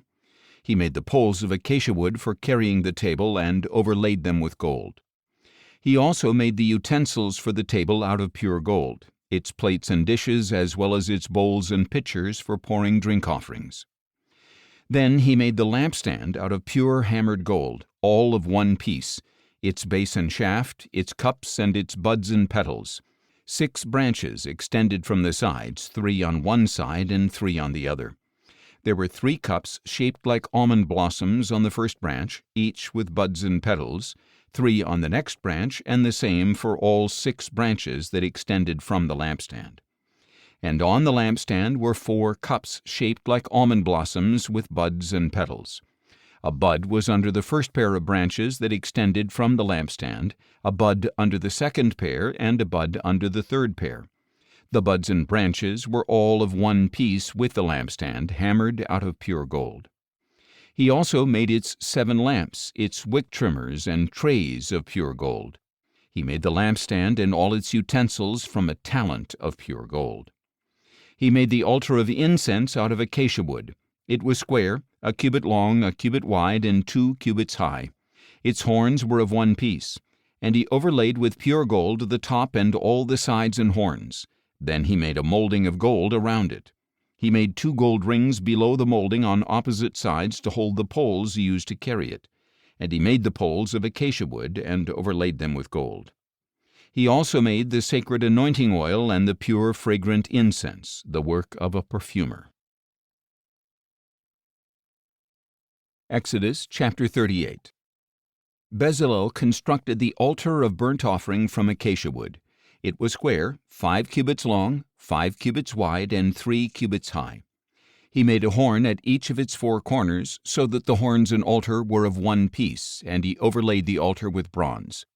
He made all the altar's utensils of bronze, its pots, shovels, sprinkling bowls, meat forks, and firepans. He made a grate of bronze mesh for the altar under its ledge, halfway up from the bottom. At the 4 corners of the bronze grate he cast 4 rings as holders for the poles, and he made the poles of acacia wood and overlaid them with bronze. Then he inserted the poles into the rings on the sides of the altar for carrying it. He made the altar with boards so that it was hollow. Next he made the bronze basin and its stand from the mirrors of the women who served at the entrance to the tent of meeting. Then he constructed the courtyard. The south side of the courtyard was 100 cubits long and had curtains of finely spun linen, with 20 posts and 20 bronze bases, and with silver hooks and bands on the posts. The north side was also 100 cubits long, with 20 posts and 20 bronze bases. The hooks and bands of the posts were silver. The west side was 50 cubits long and had curtains with 10 posts and 10 bases. The hooks and bands of the posts were silver. And the east side toward the sunrise was also 50 cubits long. The curtains on one side of the entrance were 15 cubits long, with 3 posts and 3 bases. And the curtains on the other side were also 15 cubits long, with 3 posts and 3 bases as well. All the curtains around the courtyard were made of finely spun linen. The bases for the posts were bronze, the hooks and bands were silver, and the plating for the tops of the posts was silver. So all the posts of the courtyard were banded with silver. The curtain for the entrance to the courtyard was embroidered with blue, purple, and scarlet yarn and finely spun linen. It was 20 cubits long and, like the curtains of the courtyard, 5 cubits high, with 4 posts and 4 bronze bases. Their hooks were silver, as well as the bands and the plating of their tops. All the tent pegs for the tabernacle and for the surrounding courtyard were bronze. This is the inventory for the tabernacle of the testimony, as recorded at Moses' command by the Levites under the direction of Ithamar, son of Aaron the priest. Bezalel, son of Uri, the son of Hur, of the tribe of Judah, made everything that the Lord had commanded Moses. With him was Aholiab, son of Ahisamach, of the tribe of Dan, an engraver, designer, and embroiderer in blue, purple, and scarlet yarn and fine linen. All the gold from the wave offering used for the work on the sanctuary totaled 29 talents and 730 shekels according to the sanctuary shekel. The silver from those numbered among the congregation totaled 100 talents and 1,775 shekels according to the sanctuary shekel, a beka per person, that is, half a shekel, according to the sanctuary shekel, from everyone 20 years of age or older who had crossed over to be numbered, a total of 603,550 men. The 100 talents of silver were used to cast the bases of the sanctuary and the bases of the veil, 100 bases from the 100 talents, 1 talent per base. With the 1,775 shekels of silver he made the hooks for the posts, overlaid their tops, and supplied bands for them. The bronze from the wave offering totaled 70 talents and 2,400 shekels. He used it to make the bases for the entrance to the tent of meeting, the bronze altar and its bronze grating, all the utensils for the altar, the bases for the surrounding courtyard and its gate, and all the tent pegs for the tabernacle and its surrounding courtyard. Exodus chapter 39. From the blue, purple, and scarlet yarn they made specially woven garments for ministry in the sanctuary, as well as the holy garments for Aaron, just as the Lord had commanded Moses. Bezalel made the ephod of finely spun linen embroidered with gold and with blue, purple, and scarlet yarn. They hammered out thin sheets of gold and cut threads from them to interweave with the blue, purple, and scarlet yarn and fine linen, the work of a skilled craftsman.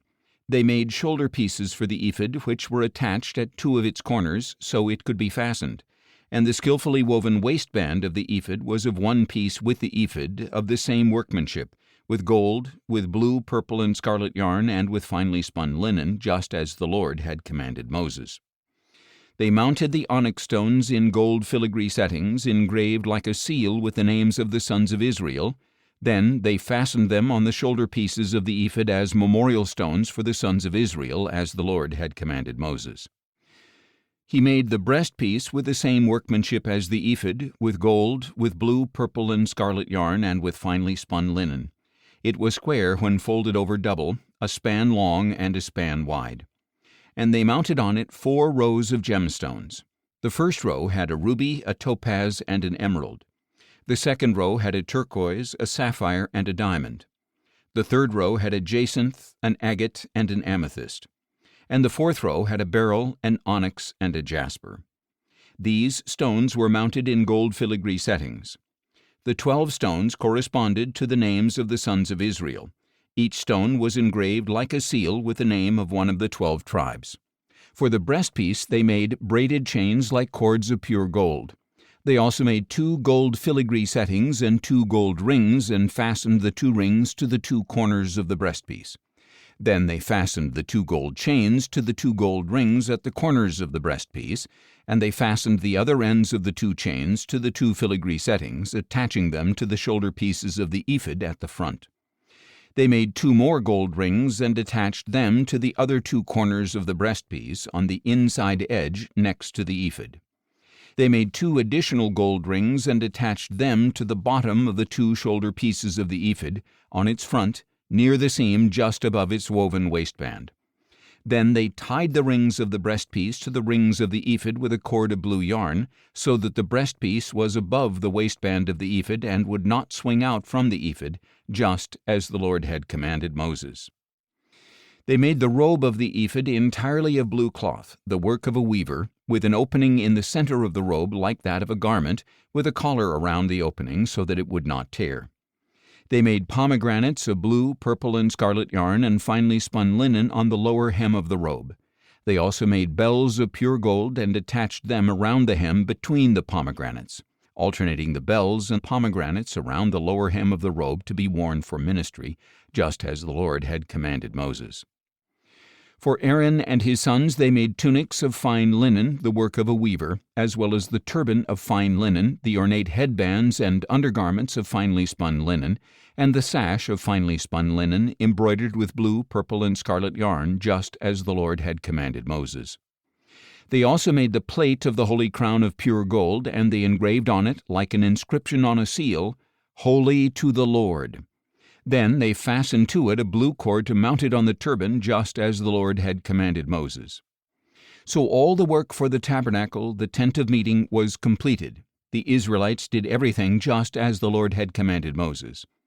Then they brought the tabernacle to Moses, the tent with all its furnishings, its clasps, its frames, its crossbars, and its posts and bases, the covering of ram skins dyed red, the covering of fine leather, and the veil of the covering, the ark of the testimony with its poles and the mercy seat, the table with all its utensils and the bread of the presence, the pure gold lampstand with its row of lamps and all its utensils, as well as the oil for the light, the gold altar, the anointing oil, the fragrant incense, and the curtain for the entrance to the tent, the bronze altar with its bronze grating, its poles and all its utensils, the basin with its stand, the curtains of the courtyard with its posts and bases, the curtain for the gate of the courtyard, its ropes and tent pegs, and all the equipment for the service of the tabernacle, the tent of meeting, and the woven garments for ministering in the sanctuary, both the holy garments for Aaron the priest and the garments for his sons to serve as priests. The Israelites had done all the work just as the Lord had commanded Moses, and Moses inspected all the work and saw that they had accomplished it just as the Lord had commanded. So Moses blessed them. Exodus chapter 40. Then the Lord said to Moses, "On the first day of the first month you are to set up the tabernacle, the tent of meeting. Put the ark of the testimony in it, and screen off the ark with the veil. Then bring in the table and set out its arrangement. Bring in the lampstand as well, and set up its lamps. Place the gold altar of incense in front of the ark of the testimony, and hang the curtain at the entrance to the tabernacle. Place the altar of burnt offering in front of the entrance to the tabernacle, the tent of meeting, and place the basin between the tent of meeting and the altar, and put water in it. Set up the surrounding courtyard, and hang the curtain for the entrance to the courtyard. Take the anointing oil, and anoint the tabernacle and everything in it. Consecrate it along with all its furnishings, and it shall be holy. Anoint the altar of burnt offering and all its utensils. Consecrate the altar, and it shall be most holy. Anoint the basin and its stand, and consecrate them. Then bring Aaron and his sons to the entrance to the tent of meeting, and wash them with water. And you are to clothe Aaron with the holy garments, anoint him, and consecrate him so that he may serve me as a priest. Bring his sons forward, and clothe them with tunics. Anoint them just as you anointed their father, so that they may also serve me as priests. Their anointing will qualify them for a permanent priesthood throughout their generations.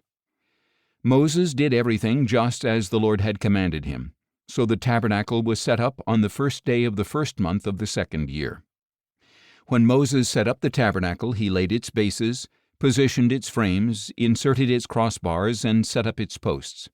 Then he spread the tent over the tabernacle and put the covering over the tent, just as the Lord had commanded him. Moses took the testimony and placed it in the ark, attaching the poles to the ark, and he set the mercy seat atop the ark. Then he brought the ark into the tabernacle, put up the veil for the screen, and shielded off the ark of the testimony, just as the Lord had commanded him.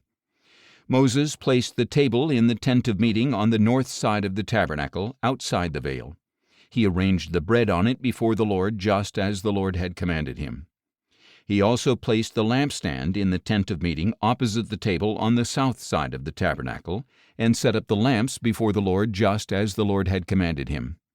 Moses placed the gold altar in the tent of meeting in front of the veil, and he burned fragrant incense on it, just as the Lord had commanded him. Then he put up the curtain at the entrance to the tabernacle. He placed the altar of burnt offering near the entrance to the tabernacle, the tent of meeting, and offered on it the burnt offering and the grain offering, just as the Lord had commanded him. He placed the basin between the tent of meeting and the altar, and put water in it for washing. And from it Moses, Aaron, and his sons washed their hands and feet. They washed whenever they entered the tent of meeting or approached the altar, just as the Lord had commanded Moses. And Moses set up the courtyard around the tabernacle and the altar, and he hung the curtain for the entrance to the courtyard. So Moses finished the work. Then the cloud covered the tent of meeting, and the glory of the Lord filled the tabernacle. Moses was unable to enter the tent of meeting because the cloud had settled on it, and the glory of the Lord filled the tabernacle. Whenever the cloud was lifted from above the tabernacle, the Israelites would set out through all the stages of their journey. If the cloud was not lifted, they would not set out until the day it was taken up. For the cloud of the Lord was over the tabernacle by day, and fire was in the cloud by night, in the sight of all the house of Israel through all their journeys.